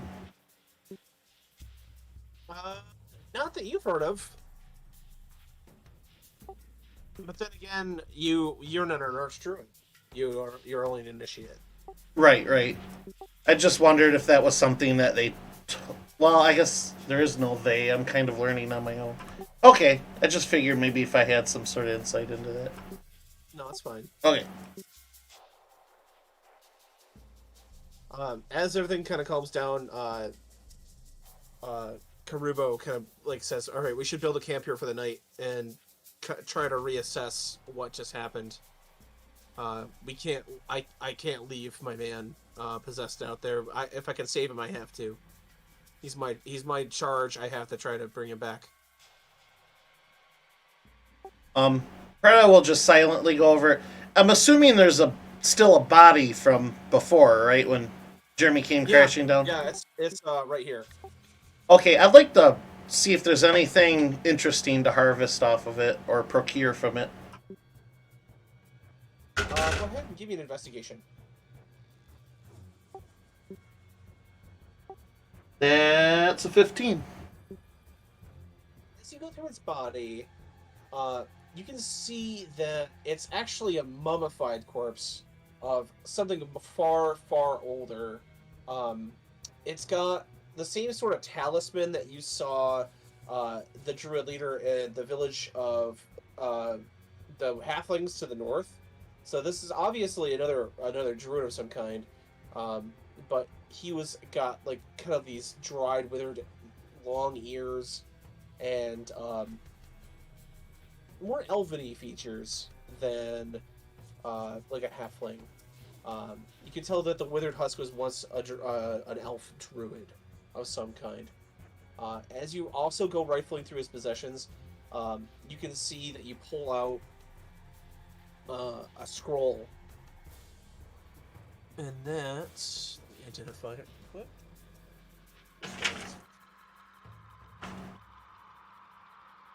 Jared, if you want to give me a percentage roll. Okie doke. 2. 0, 2. 2. Okay. As you flip it open and read it, it is in Druidic. It is a scroll. Let me see here.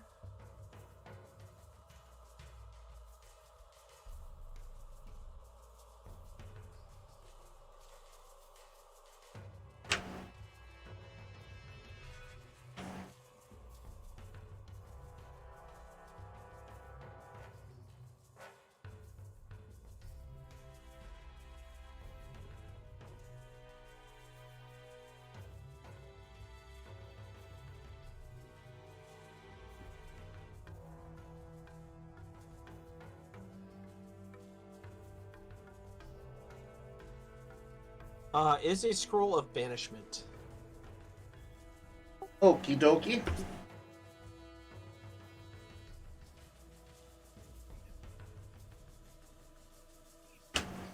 The spell banishment. It's a level 4 spell. It's something that you recognize. I don't know if you have the capability of casting level 4 spells, but it's something probably to hang on to. Yes, I actually do have the ability to. Nice. All right. Yeah, I'll tuck both away. I'll take the talisman and drape it around my neck, but I'll tuck it underneath my vestments so it can't really be seen right at the moment. Okay. It feels cold and very like almost like it's been drained of whatever connection it's had to its previous host. But maybe in time it'll warm to you. Okay.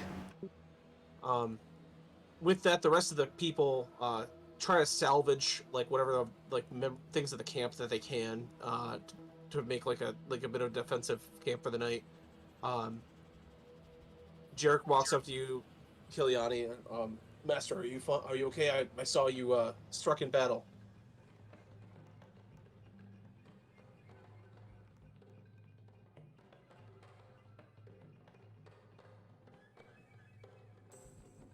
I'll take your stoic silence as a yes.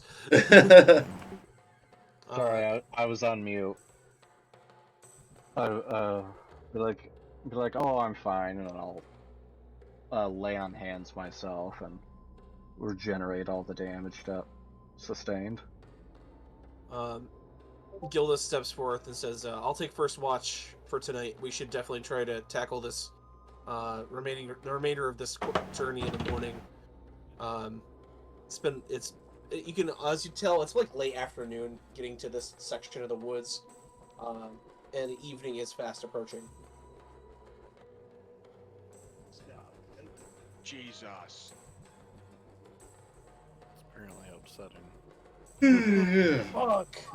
Snafu's gonna look at the bodies. I'm guessing that he'll realize they're kind of old, already long dead bodies, and he's not gonna want to salvage any food off that. He was kind of hoping some of those things had some bark on them. It's like, oh, maybe it can make some special cinnamon, but probably not happening there.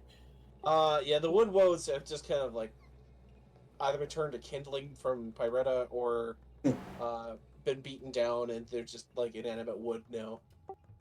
So, it would almost be safe to assume that's not magic I'm familiar with this whole spirit possession thing. Correct, John? Yeah, it's nothing you've encountered before. So it's probably safe to say it's not necessarily druidic in nature then. Oh, Like I said, you don't really have any idea where it could be from. Okay.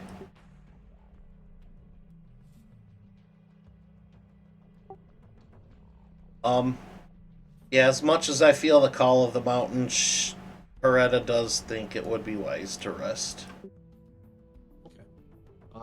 As you guys take the rest for the night, anything else you guys want to do before you guys bed down? That lizard thing still hanging out with me? Yep, he's kind of attached to you now. He's still at your kind of curled around your neck. Beretta will stay to the closest to the north. I'm assuming the mountain is located. Yeah. Okay, she'll just kind of hang out to the north of the camp and kind of meditate and see if she can continue to feel it out and hear for it while she rests. Okay.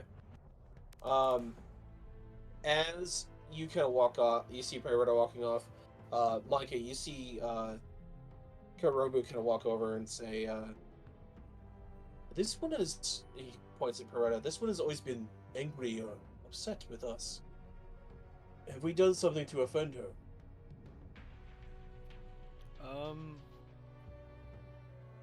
She... Not directly, no. She has an unnatural connection with Athos itself. So when she sees a conflict between Athos's people and the nature of Athos, she gets a little bit moody. You should be wary. The Oba has told us that the spirits of Athos are evil things. They wish to crush men. They wish to bend us to their will. You saw what happened to one of my initiates. He was possessed by a spirit, dragged off into the woods. Not himself. We should be careful when dealing with such spirits. I agree. I think there's definitely a rift between the elements of this world and the creatures who live on it. I don't know how you would go about mending that kind of relationship, but until it is, yes, I do feel like they are definitely something not to be taken lightly.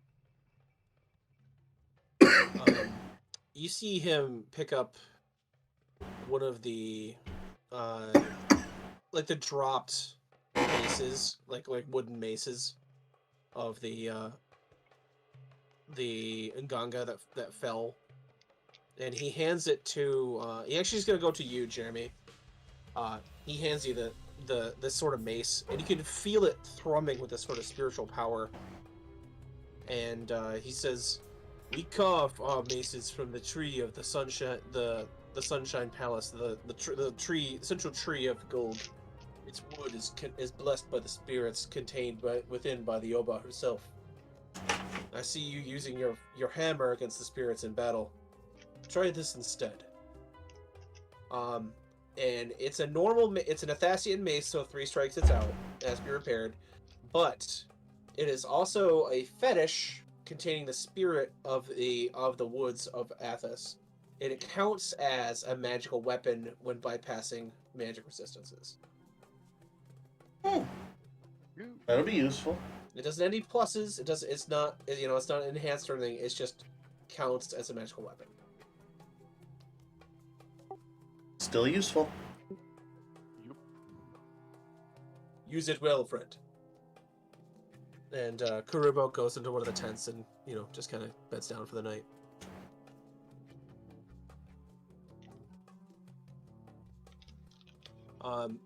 With the first watch, everything kind of goes pretty silent, pretty well.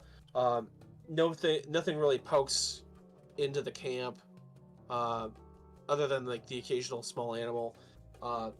During the night, however, like up on the mountain, you hear that that same rattlesnake tail as the creature before the forest entity, kind of echoing out throughout the valley underneath the mountain. The next day, when you guys wake up, it's kind of somber mood. The Judagas realize they kind of got their butt kicked in that first encounter with the forest entity.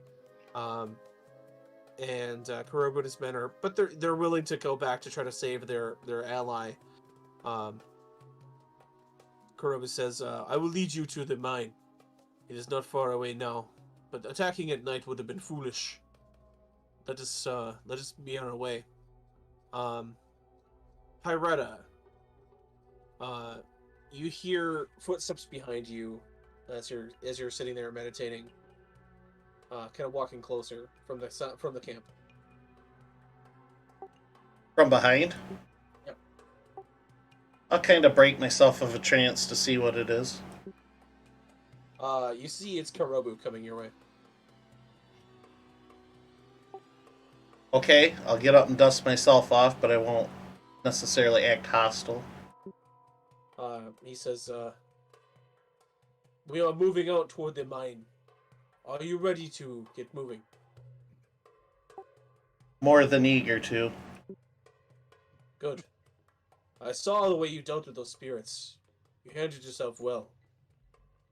Should it come to it, I think you will make a fine ally in battle, if that means anything. I shall do my best to protect you and my allies as well. Appreciate the concern, but I feel you need further understanding of what you're dealing with to truly be able to conquer the larger problem at hand. But we shall see what lays before us. That we shall. With that, he kind of gathers the rest of your forces together. After eating a brief meal, and leads you to the entrance of the mine. As you guys approach the entrance, you can already see bits and pieces of some of the victims of the creatures that have not been as lucky as the one Nganga that was able to escape.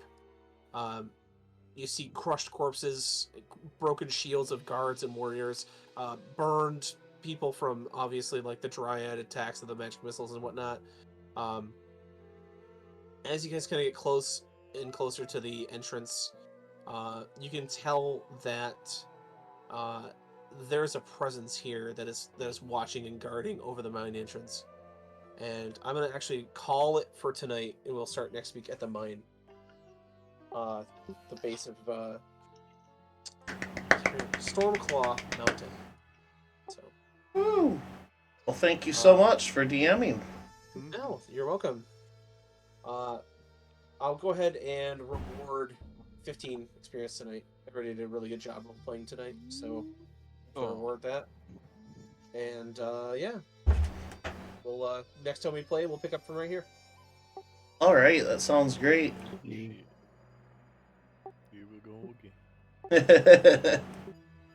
Making friends, making enemies, possibly making money. Who knows? Making movies, making music, fighting around the world. But yeah, I thought it was a good session. I'd like to sow a little bit of a discord between some of the entities at play here. Miner got a new pet. You got to name him. You can He doesn't eat them. Yeah, I mean, I hope he doesn't. He can sense danger. That's a nice, effective ability to have. Did he settle on a name? I don't know. Oh. Yeah, he's gonna name him breakfast, lunch, or dinner.